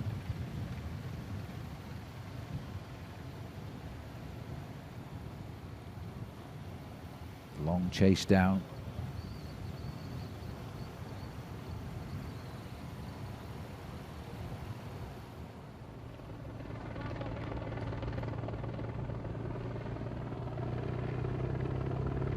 So the Germans have got a few riders up towards the front now as well. Lisa Klein is certainly here from Germany. She's their national time trial champion and is 12th place in the time trial.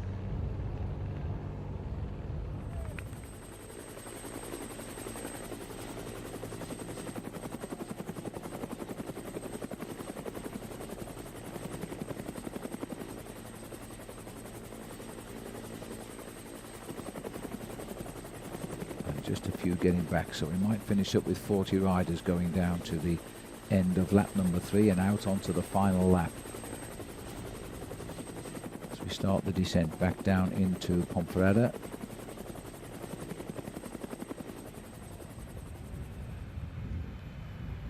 Vernio Mattison yo-yoed a little bit on and off the back, second in the time trial at only 16 years of age, so great promise for Denmark. She'll get 2 more years of riding the junior championship.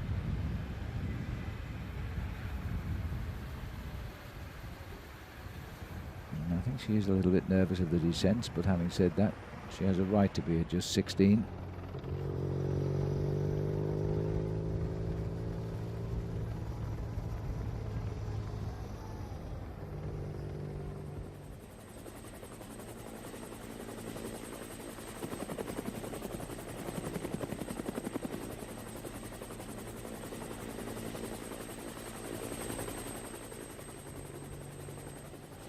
Heading for the kilometre to go, taking us into the last 19 kilometres of the race.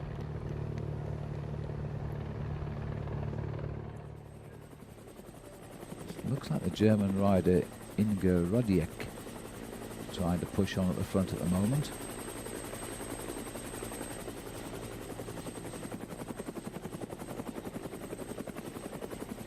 As they go into that last kilometre.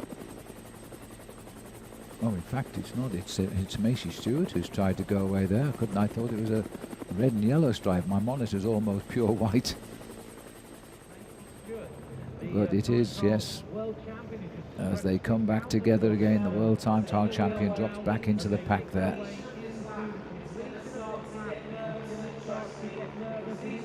Now this time they'll get the bell. That'll start the adrenaline flowing. There's about, I would think, about 25 riders will feel they've got a chance of winning this World Championship at the moment.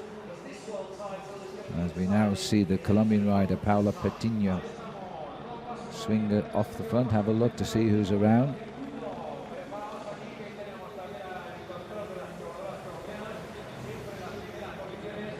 This will bring them through 54 kilometres, just 18.2 kilometres to go.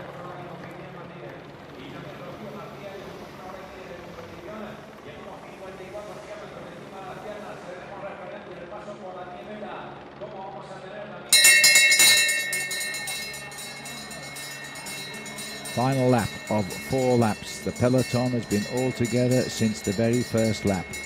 Nobody has really got away from them at all. Emma White of the United States just coming through at the front. Stewart of Australia right up there, so is Bertazzolo, which is thought to be the top Italian junior. Valbuena of Colombia also has come through now. Manley of Australia going through there in 7th place. Well, that was the world champion. I think she missed the bottle she wanted there, so she's going to have to go around without a drink.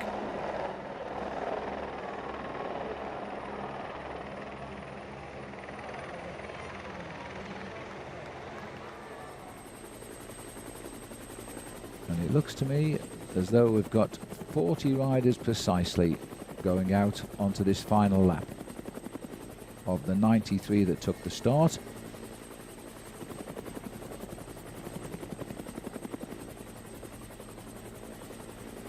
The world champion right on the front, on the shoulder there of the woman in white, which is Macy Stewart.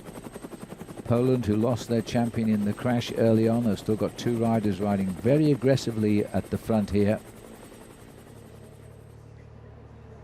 Agnieszka Skalniak is one of them, and the other one is Daria Pikulik, who's always been up near the front.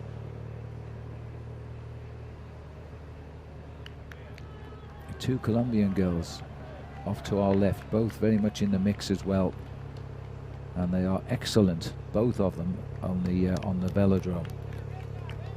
Paula Patiño is the world scratch champion, and Camila Valbuena, she's got 3 Pan American track titles as well.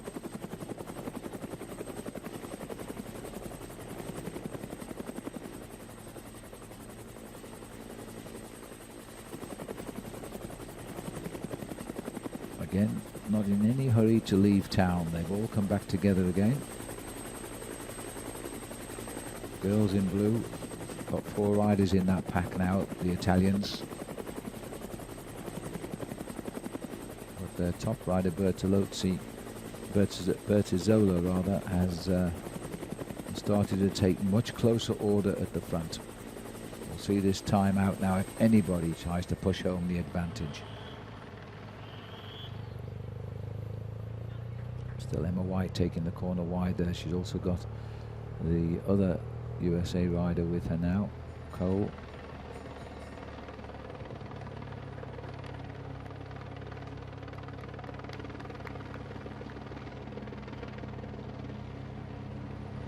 If you pack a sprint, then the tactics are pretty simple now. You just marshal the front of the race over these hills and hang on in there and make a good descent and use the sprint in that last 400 meters.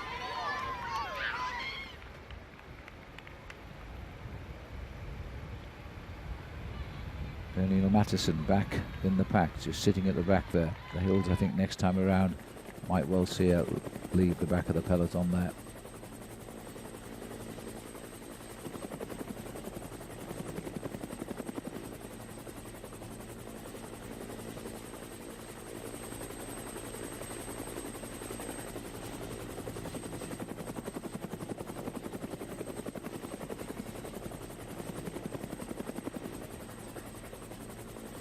Still a lot of riders coming down the hill.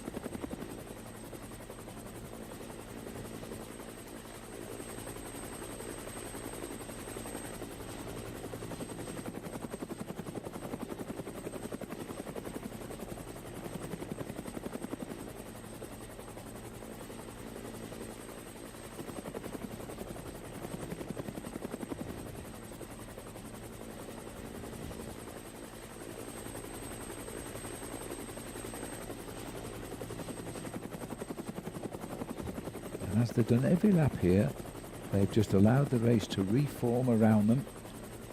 They've not pushed out. They don't see any favoured terrain to attack on. Yet in training yesterday, they were absolutely flying around this section of the course. Might be a different story in the under-23 men later. But the women allowing one or two riders back into the picture on this climb, deciding that once we start the climb, which is about to start now, they can break it up again. 54.6 kilometers, which is the distance covered at the end of the lap. 18 left to ride from the beginning of the race as they come through the check here. This is actually, should have said 57.9 kilometers actually on that caption. They're giving us the end of the lap distance. But this is the order as they go through onto the climbs, with the castle just ahead of them. This is the old town here. Up to the left there is full of souvenir shops, restaurants, and the castle itself, which was built in the 12th century, is magnificent inside, where we had the opportunity to visit it yesterday. Now, as we continue to move on, it is still Agnieszka Skalniak of Poland, the first woman to go through there, followed by Macy Stewart, who's ridden a very attentive race and is setting herself up here for a shot at the double for Australia. She's the tall woman in white off to the right. Conditions absolutely perfect. No wind. That might have made a bit of a difference had we had a wind today on these climbs towards the end. Peloton settling down once more, just over 40 strong of the 93 that took to the start. Emma White is the American girl at the front as well.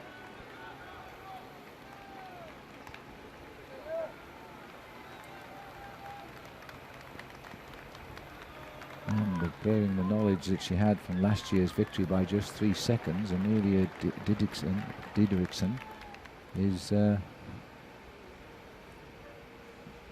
a position now, I think, with the confidence born of a year ago, to try and repeat her victory as well.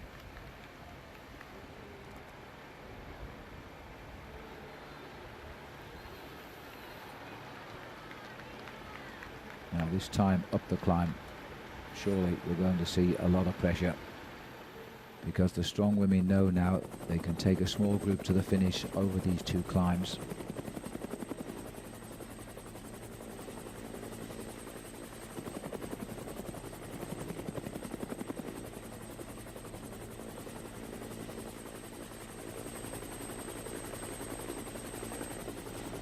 Leaving the confines of Ponferrada as a small bunch, as we've seen every lap on this section of the course. Nobody wants to push it on. They're waiting for the run at the climb, which is about to begin.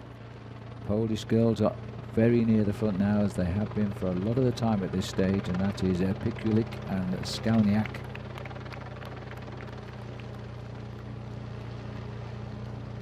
French girl taking an interest on the left of our picture is Greta Richoux.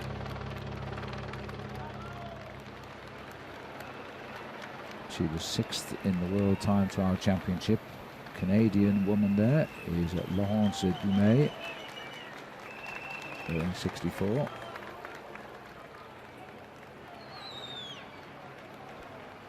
Steady drag now.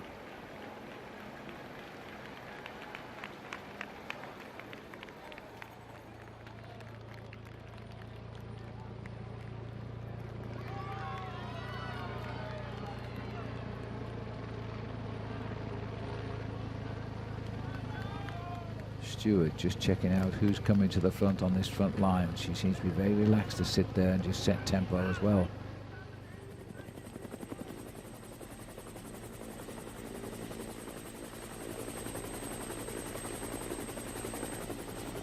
Can't get much more compact than that.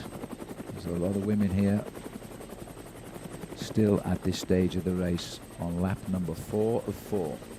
The 2 Danish women have got themselves together on the front now. Mathisen, who keeps yo-yoing off the back on the climb, has got back alongside her team leader Didriksen. Mathisen is the one on the right of the two with the white stripes on the jersey at the front. She's doing what she can. At 16 years of age, she shows a very good tactical brain. Stewart on the side of the Danish world champion, defending her title here today. Last woman to do that was Great Britain's Lucy Garner. Haven't seen anything of Grace, her sister, in this race today, but she was sick this week and I think has long since been left behind.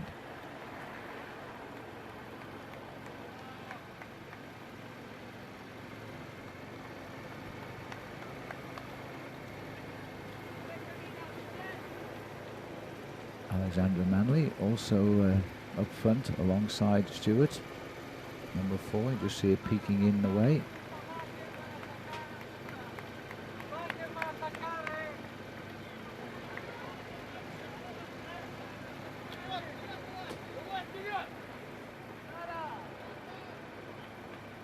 Well, some are struggling and others are cruising in this peloton, and you can see by their styles. It's always a gamble when you take this many riders to the finish. Be the strongest woman and still lose in the sprint.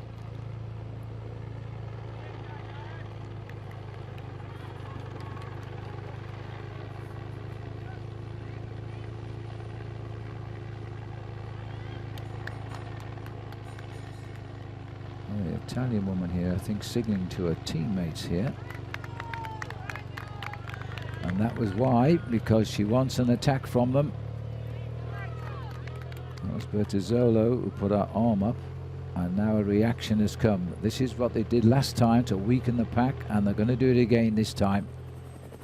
And look at the split that they formed by the attack, and there's 2 other Italian riders gone with the move. They were waiting for that.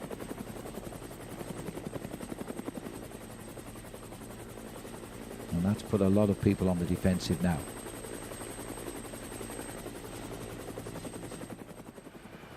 Well, that was a very good move. It came from right on the front there by the 18-year-old, Serta Wackerman.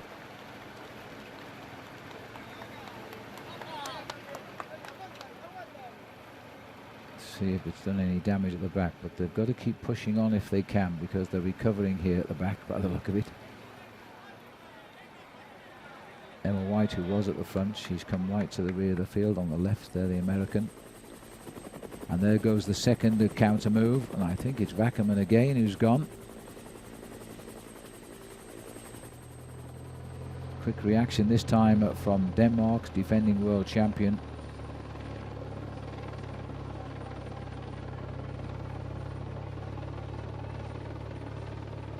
And it is, must confess, it is Mathisen in front of Didriksen at the moment. Now, Mathisen has been very suspect on these climbs, and she looks as though she doesn't want to set the pace here. She's just looking to see where a world champion teammate is. She's right on a wheel, but not interested in helping with the pace at all. When she won her title last year, she won by 3 seconds ahead of a pack. She nipped away just before the line and stole the day, and that's very possible to do here today. You can pile on the pressure over the top of the last climb.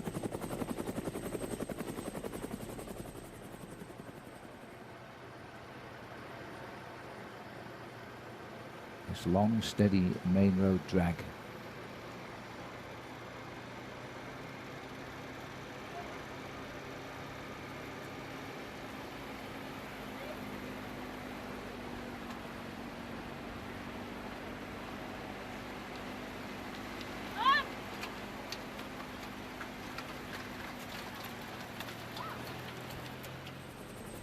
This is Colombia on the move now, and it could.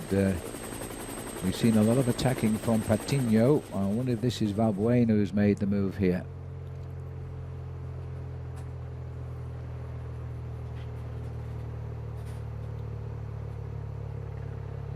This is the only way. In fact, we've got both Colombian riders now, and they've, apart from the difference in the crash helmets, they're almost looking identical. Two great track riders, these two. Very fast on the track. And I'm sure pack a sprint too if it comes down to the finish. That was a Colombian 1-2. Still Pernille Mattison still able to hang on to the front. Last time she was in trouble. This time she's looking pretty strong down there and looking after Amelie Diederiksen.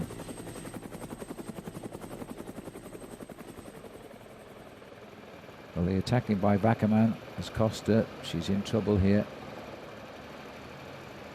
She hasn't gone yet.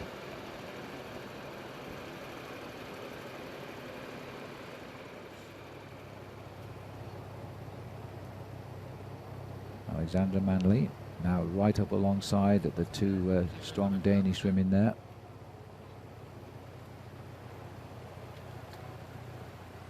Sophia Begin of Italy, runner-up in the Road Race Championship of her country.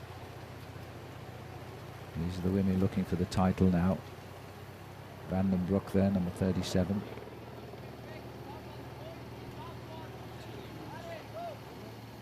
And after the flurry of attacks, we've come over the challenge, and they've all come back together again to wait for the final climb. A little bit of damage done. They've made a smaller bunch of it.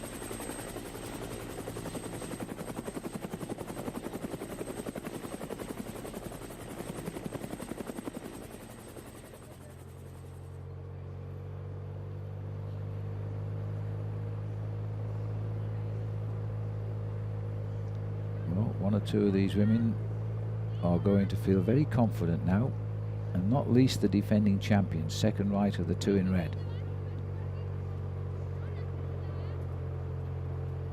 Two Colombian women put back in their place. Another flurry of attacks building here, maybe from Italy.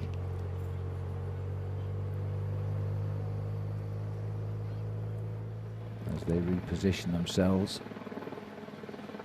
Salazar, the top Mexican woman, still here, sat at the back albeit, but she's been there for a while. Dumais of Canada, 46th there. Moshkova, the Czech Republic, the national road race champion, we just passed her, she's still here.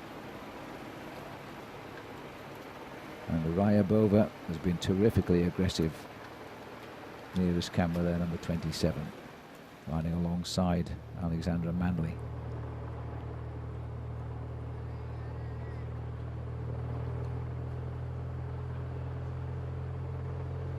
Well, the Italians have taken on the Dutch role here now. It was the Dutch earlier on, and the Italians still trying to use teammates to break up the field. They've got 4 riders here. A little bit of surge forward too from Holland just at the moment. Those orange jerseys.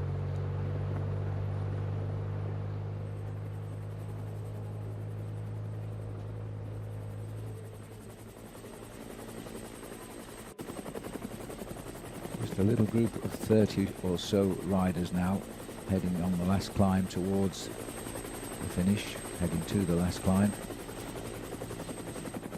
And look at that, Italy have got all 4 riders up here now. This is such a typical racing tactic by the Italians. You'll see it in the men's road race as well.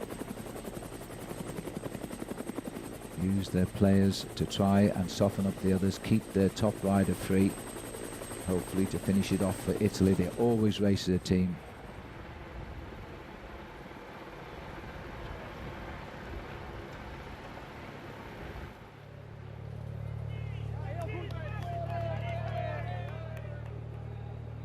Haven't won this championship since Rosella Kelovi in Moscow in 2009, but they've won it an awful lot of times.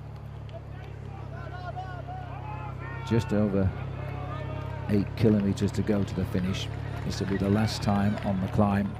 This is where the pressure must go on this drag. Didriksen of Denmark, the defending champion, never far away from the action, but never made any of the pace. Again, the pressure at the front hurting the back of the peloton, and once over the top of this long climb, those off the back will not get back.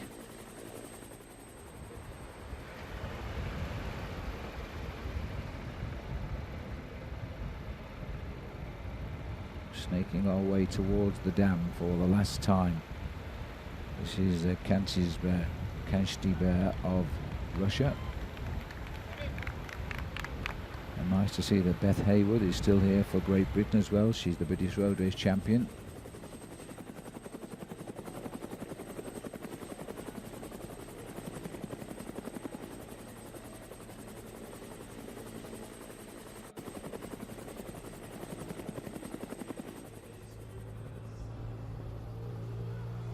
And there was almost a clash of coming togetherness there, and that wouldn't have been very pleasant at 45 kilometers an hour. Swing onto the dam wall.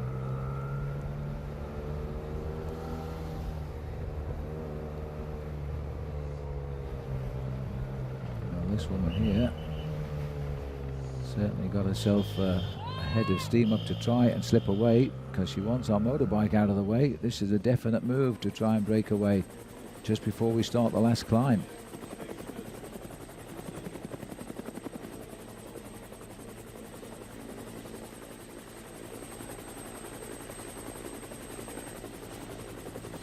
Now, as they start the last climb, will they concertina back together? Will the pressure stay on? If the pressure stays on, the back of the field will drop off for sure.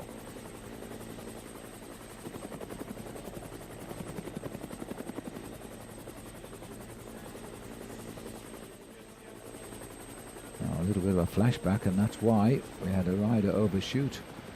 And well, that's most unfortunate, because that is Garcia from Spain who crashed there.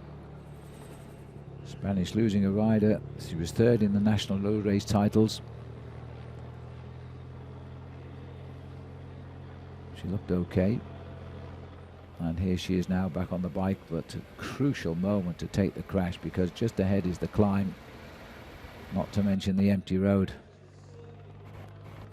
She'll be very, very lucky now to get back, and if she gets back, she's going to be pretty tired once over the top of this climb. It's coming up now.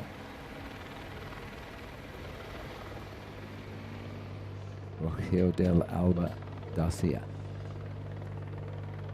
Still the Italians controlling the front. The Australians keeping a close eye. The two Australians here, always ridden near the front.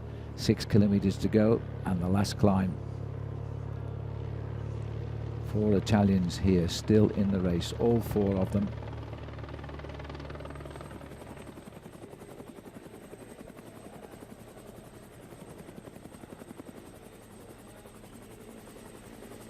And by keeping this pace on, they're going to prevent the riders coming back after the descent.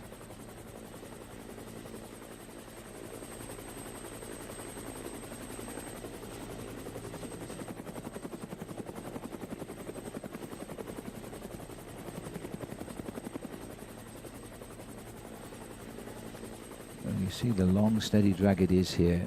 You don't really notice it on the climb, but it does hit 10% gradient in places.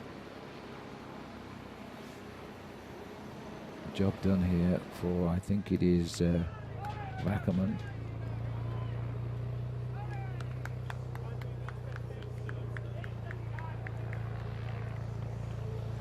Now, is anybody going to try a tentative on this climb? Otherwise, it's going to go down to a sprint of maybe 10 riders. This is Wackerman here, falling back from the pack, having done a tremendous amount of work for the team.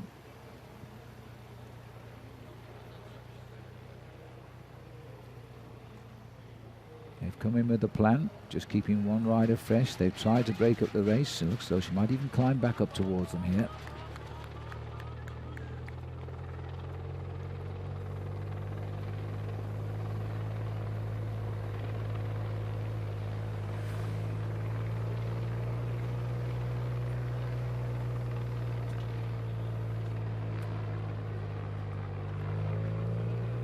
two Danish women here are marking everything at the moment. And another little push on. Bertazzolo, I think it is, who is on the front there at the moment.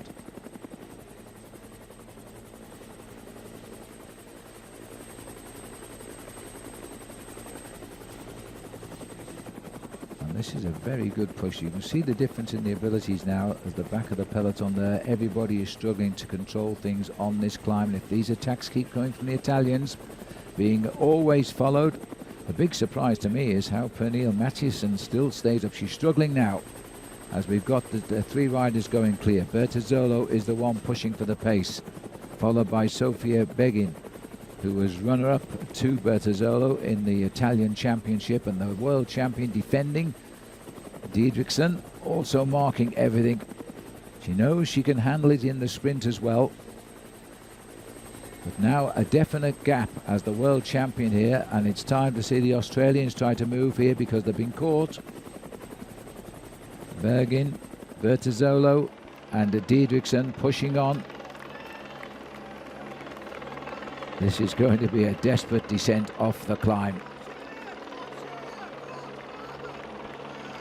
Bertazzolo, and in fact Begin is just about hanging on to those three as they go over the top. Bertazzolo, Dietrich Begin and Lisa Klein of Germany. That's her in the white out in front of a little group that's chasing, containing Alexandra Manley of Australia, the Canadian Harvey. Now, are they going to stay away towards the finish here? The defending world champion is a little bit compromised here. She's away and she doesn't know whether to push forward or to hang on. She's going to have to make a decision now. Amalie Didriksen. This is the long descent.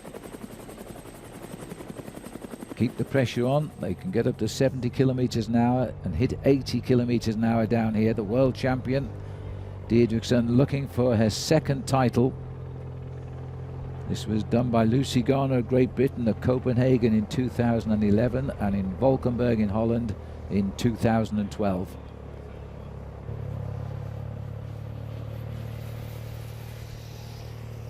Bertazzolo, the strongest of the Italians here, the national road race champion, joining in with the world champion.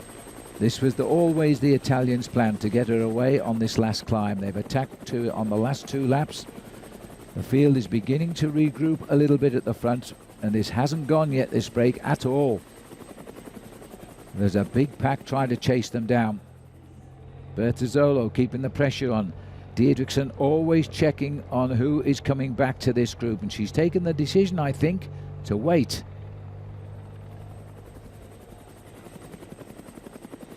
The descent continues. 2.8 kilometers. We'll descend till 2 kilometers to go.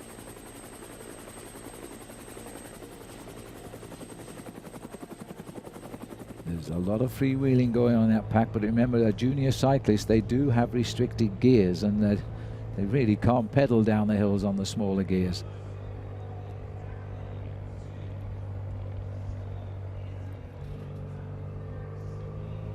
Still Sofia Bertazzolo, the defending world champion, is with her. Sofia Begin a little bit off the pace.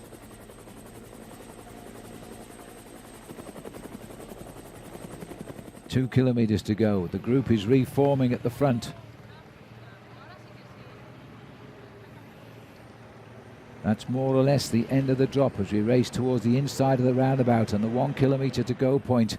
And the women are slowly but surely coming back in for a sprint finish here. So Amalie Didriksen, who nipped away to win by 3 seconds on her own in front of a big pack, much bigger than this one last year in Florence, at 1.5 kilometers to go.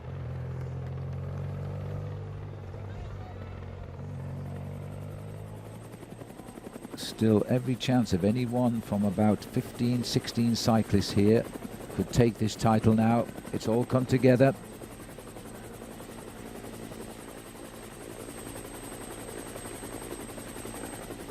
Italians still have 2 riders in this breakaway. The other one is Sofia Begin. The Australians have got Manley coming up on the outside very smoothly. She's in a perfect position here.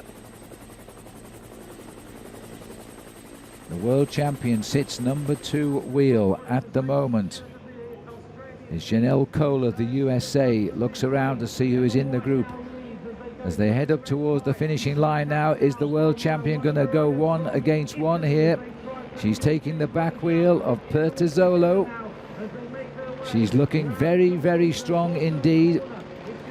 And they make the turn, the last 450 meters to go. The defending world champion has a perfect position here for a launch pad in second wheel.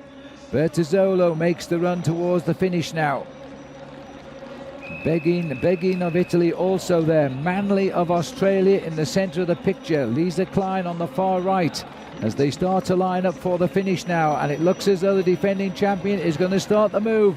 Is she going to make it now? Because there's been a move from the Czech Republic here on the outside, but this is a lead out. Bertazzolo tries to come on the far right now as the world champion Didrikson takes her on shoulder to shoulder, and she is going to go the successful defense of the world title as she goes through to the finishing line. Well, Didrikson has done it, and she marshaled every move along the way. She beats Bertazzolo of Italy, and the late run there by Poland's Skalniak should have got her the bronze medal. We'll have another look at it. The late rush also coming from Noskova, it was, of the Czech Republic. She might just have missed out with a medal, but this woman has done what Lucy Garner did 2 years previously. Now for the last 2 years, it is Didrikson in the last chance, repeating her title as world champion. And she hugs here Pernille Mathiesen, who did so much to keep her up there. And for Mathiesen, of course, she can face up to 2 more years as a junior. Very solid race indeed. This is how it came. She made the move on the left. She was taking on Bertazzolo. The Polish woman, Skalniak, in that red jersey in the center of our picture. She thinks she got third anyway, and on her left shoulder was Noskova of the Czech Republic. You'll probably get a better view of it from up here.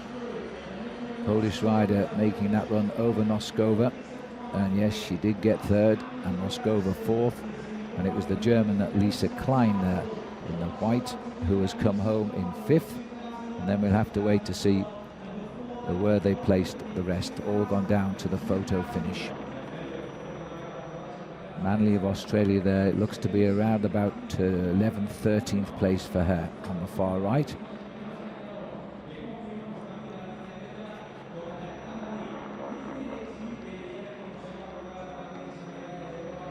And so Amelie Didrikson leaves the junior ranks of women's cycling with 2 junior world titles in the road race.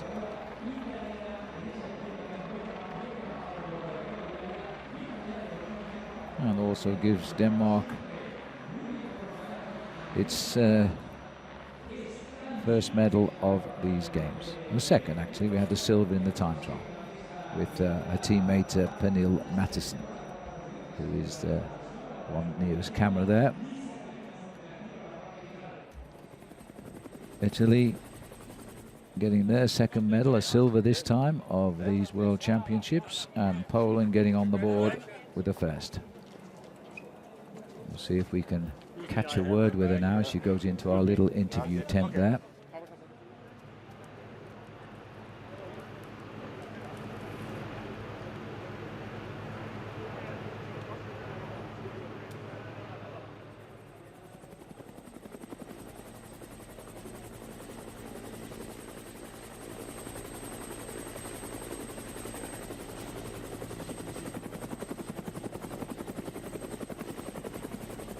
Well, a good start to what appears to be still a very beautiful day here. We look at the result. Defending champion Amelie Didrikson and getting the victory again over Sofia Bertazzolo. Agnieszka Skalniak of Poland in third, Nicola Noskova in fourth, and Lisa Klein of Germany in the fifth place. Richu of France getting in the top six there. Ragusa of Italy finishing 20th, but did so much work to try and set that race up for her teammate who got the silver.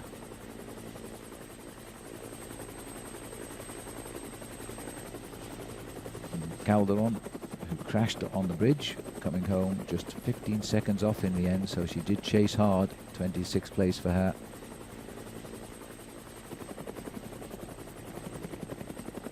Emma White 36th, and Melissa Lowther, she crossed the line in 37th place. Bethany Haywood, the British champion, in 41st place for her.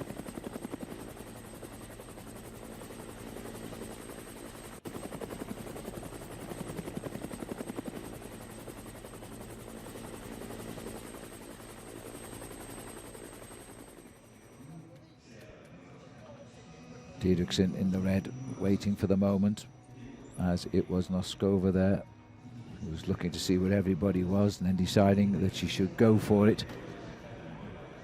Had to lead out a little bit too early to hang on. Lisa Klein in the white from Germany, and Berta Zolo coming up on the right. But once Amelie Didrikson made the move, there was only going to be one champion today, that's for sure. She waited till the last minute and went shoulder to shoulder with the Italian.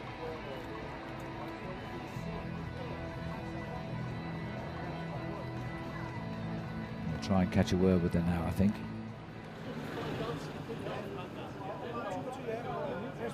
Hey. Congratulations for Denmark. In with their Norwegian Scandinavian friends down there in the zone.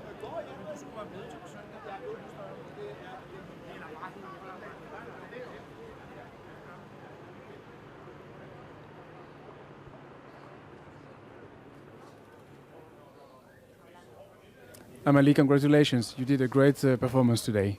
Thank you very much. I'm really happy, yeah. Were you expecting that?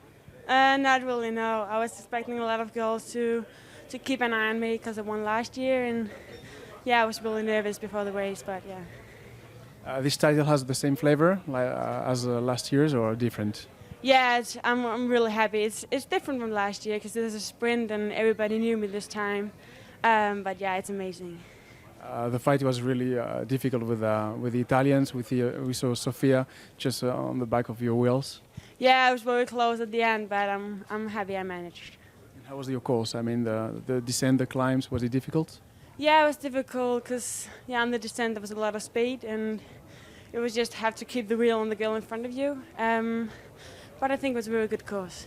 And we saw, I mean, your teammates and the Danes riders very, very well together. I mean, working well together, a real team spirit. Yeah, I'm really happy for Pernille because she worked very much for me on the last round. She attacked and caught all the girls who tried to get away, and I'm really happy with that. What are you going to do tonight? I mean, are you going to celebrate? Yeah, I hope to. I'm just really happy right now. Yeah. Thank you very much. Congratulations. Yes, it was indeed a terrific show of strength by Pernille Mathiesen, the 16-year-old. She got the silver medal in the World Time Trial Championship the other day, and she really seemed to be in desperate trouble on lap 1 and 2. But she forced herself up to that front on that final lap to do what she could do for Amelie Didrikson. And that was a terrific team job by Mathiesen. Slipped off by just a few seconds at the end of the last lap there. Still finishing out on course before we can get down to the prize presentation. Large group of the 93 riders who took the start. There are still 74 out on course.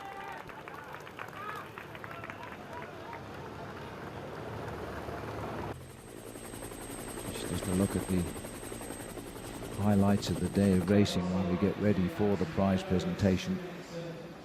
Last time the World Championships were here, by the way, they were in Madrid, which is about 4.5 hours drive by road. It's quite a long way away. We're about as far west as the championships have ever been, certainly here in Spain.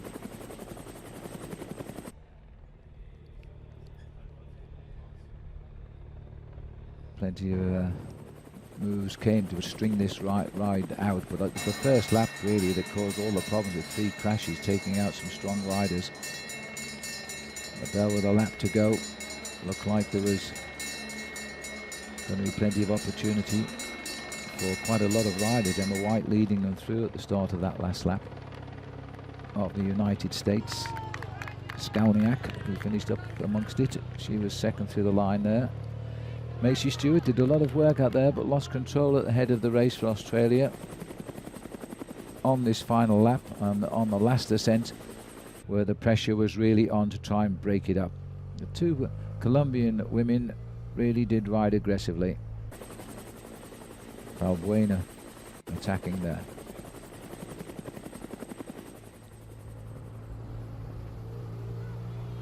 Almost a coming togetherness of the wrong sort on the way down, but got away with it. And on the left there, Matteson trying to do what she could for the defending champion. The Italians rode the best race, for my opinion. They were very, very aggressive. They tried desperately to break it up, and they were always racing for Bertazzolo, and in the end she did get the silver medal.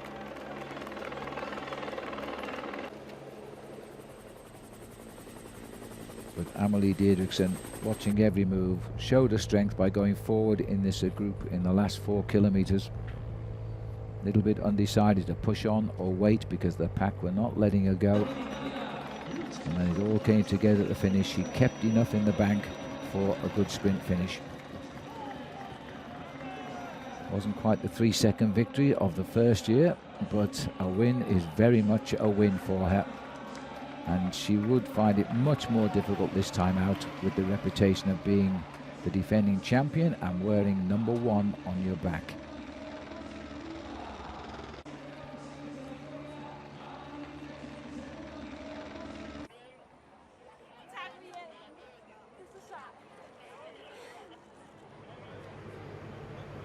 And there's the castle way back in the 12th century.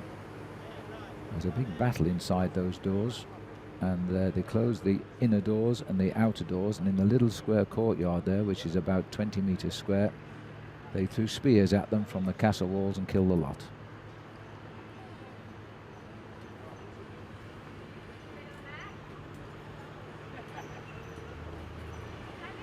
Music is beginning, so we'll get down pretty quickly now to the prize presentation in the Women's World Junior Road Race Championship.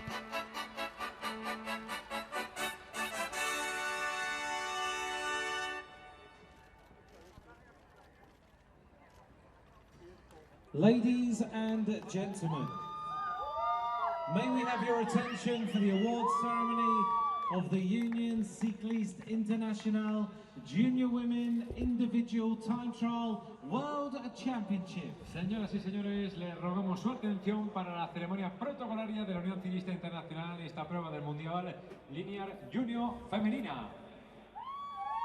In 3rd place and winner of the bronze medal, Agnieszka Skalniak from Poland. En tercera posición, ganadora de la medalla bronce, Agnieszka Skalniak de Polonia. Agnieszka Skalniak of Poland, always up at the front, especially as they went out on that last circuit. And the first member from the Polish team to get a medal this time out, and it's a bronze.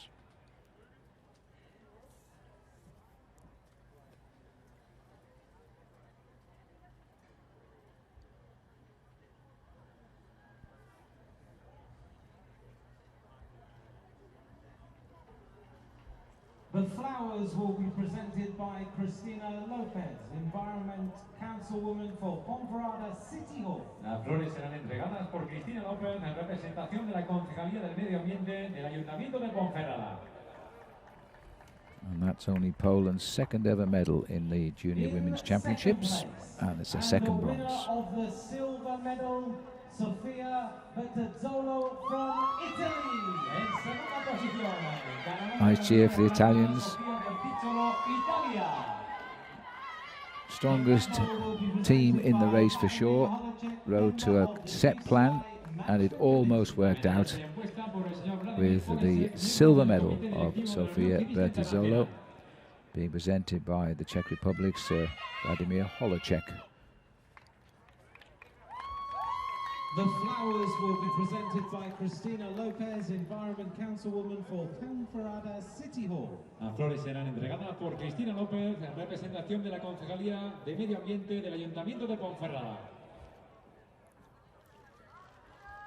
In first place, and winner of the gold medal, and world champion, Amelie de Derrickson from Denmark. En primera posición, ganadora de la medalla de oro, campeona del mundo, Amelie de Derrickson, Dinamarca. Presenting the world champion jersey and gold medal, Vladimir. Well, she's got it back. A year on for winning it for the first time, which was in Tuscany. She has now pulled on the rainbow jersey for the last time, because next year she will be outside the age limit for junior cycling. But she's done her best for 2 years, and her best has been a gold medal on both occasions.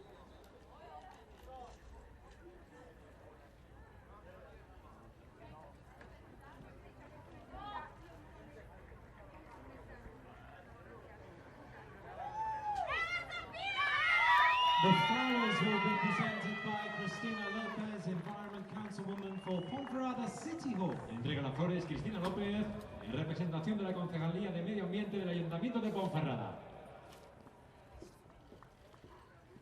Ladies and So gentlemen, as the women receive for the national the awards, anthem let's now listen to the national anthem of Denmark. Señoras y señores, prestamos la atención para escuchar el himno de Dinamarca.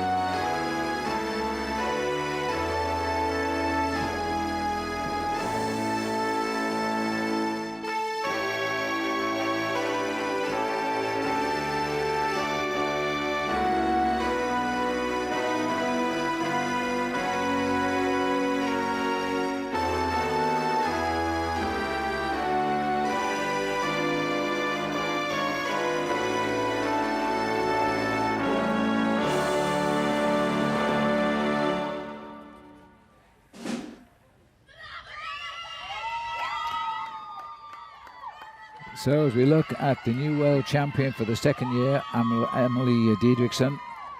Next up will be the men's under-23 championships in approximately 90 minutes time, over 182 kilometers. They will cover 10 laps of the same circuit. And we'll see how they get on when they take to the start line. For the moment though, for me, Phil Liggett, it is goodbye from Ponferrada in Spain.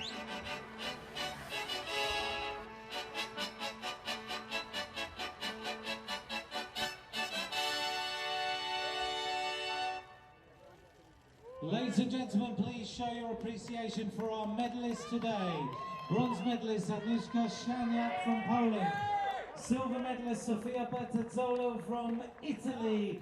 And the world champion Amelie de Derrickson from Denmark. Ese fuerte aplauso, ese saludo para nuestras tres primeras campeonas de fondo en carretera junior femenina, Agnieszka Szaniak de Polonia, medalla de bronce. Medalla de plata Sofia Bertizzolo de Italia y la medalla de oro Amelie de Derrickson de Dinamarca. Con esto cerramos lo que es la sesión matinal del día de hoy, pero en 40 minutos volvemos con todos vosotros aquí en el Podium también de Ponferrada para la prueba sub-23 masculina. Don't forget to join us this afternoon for the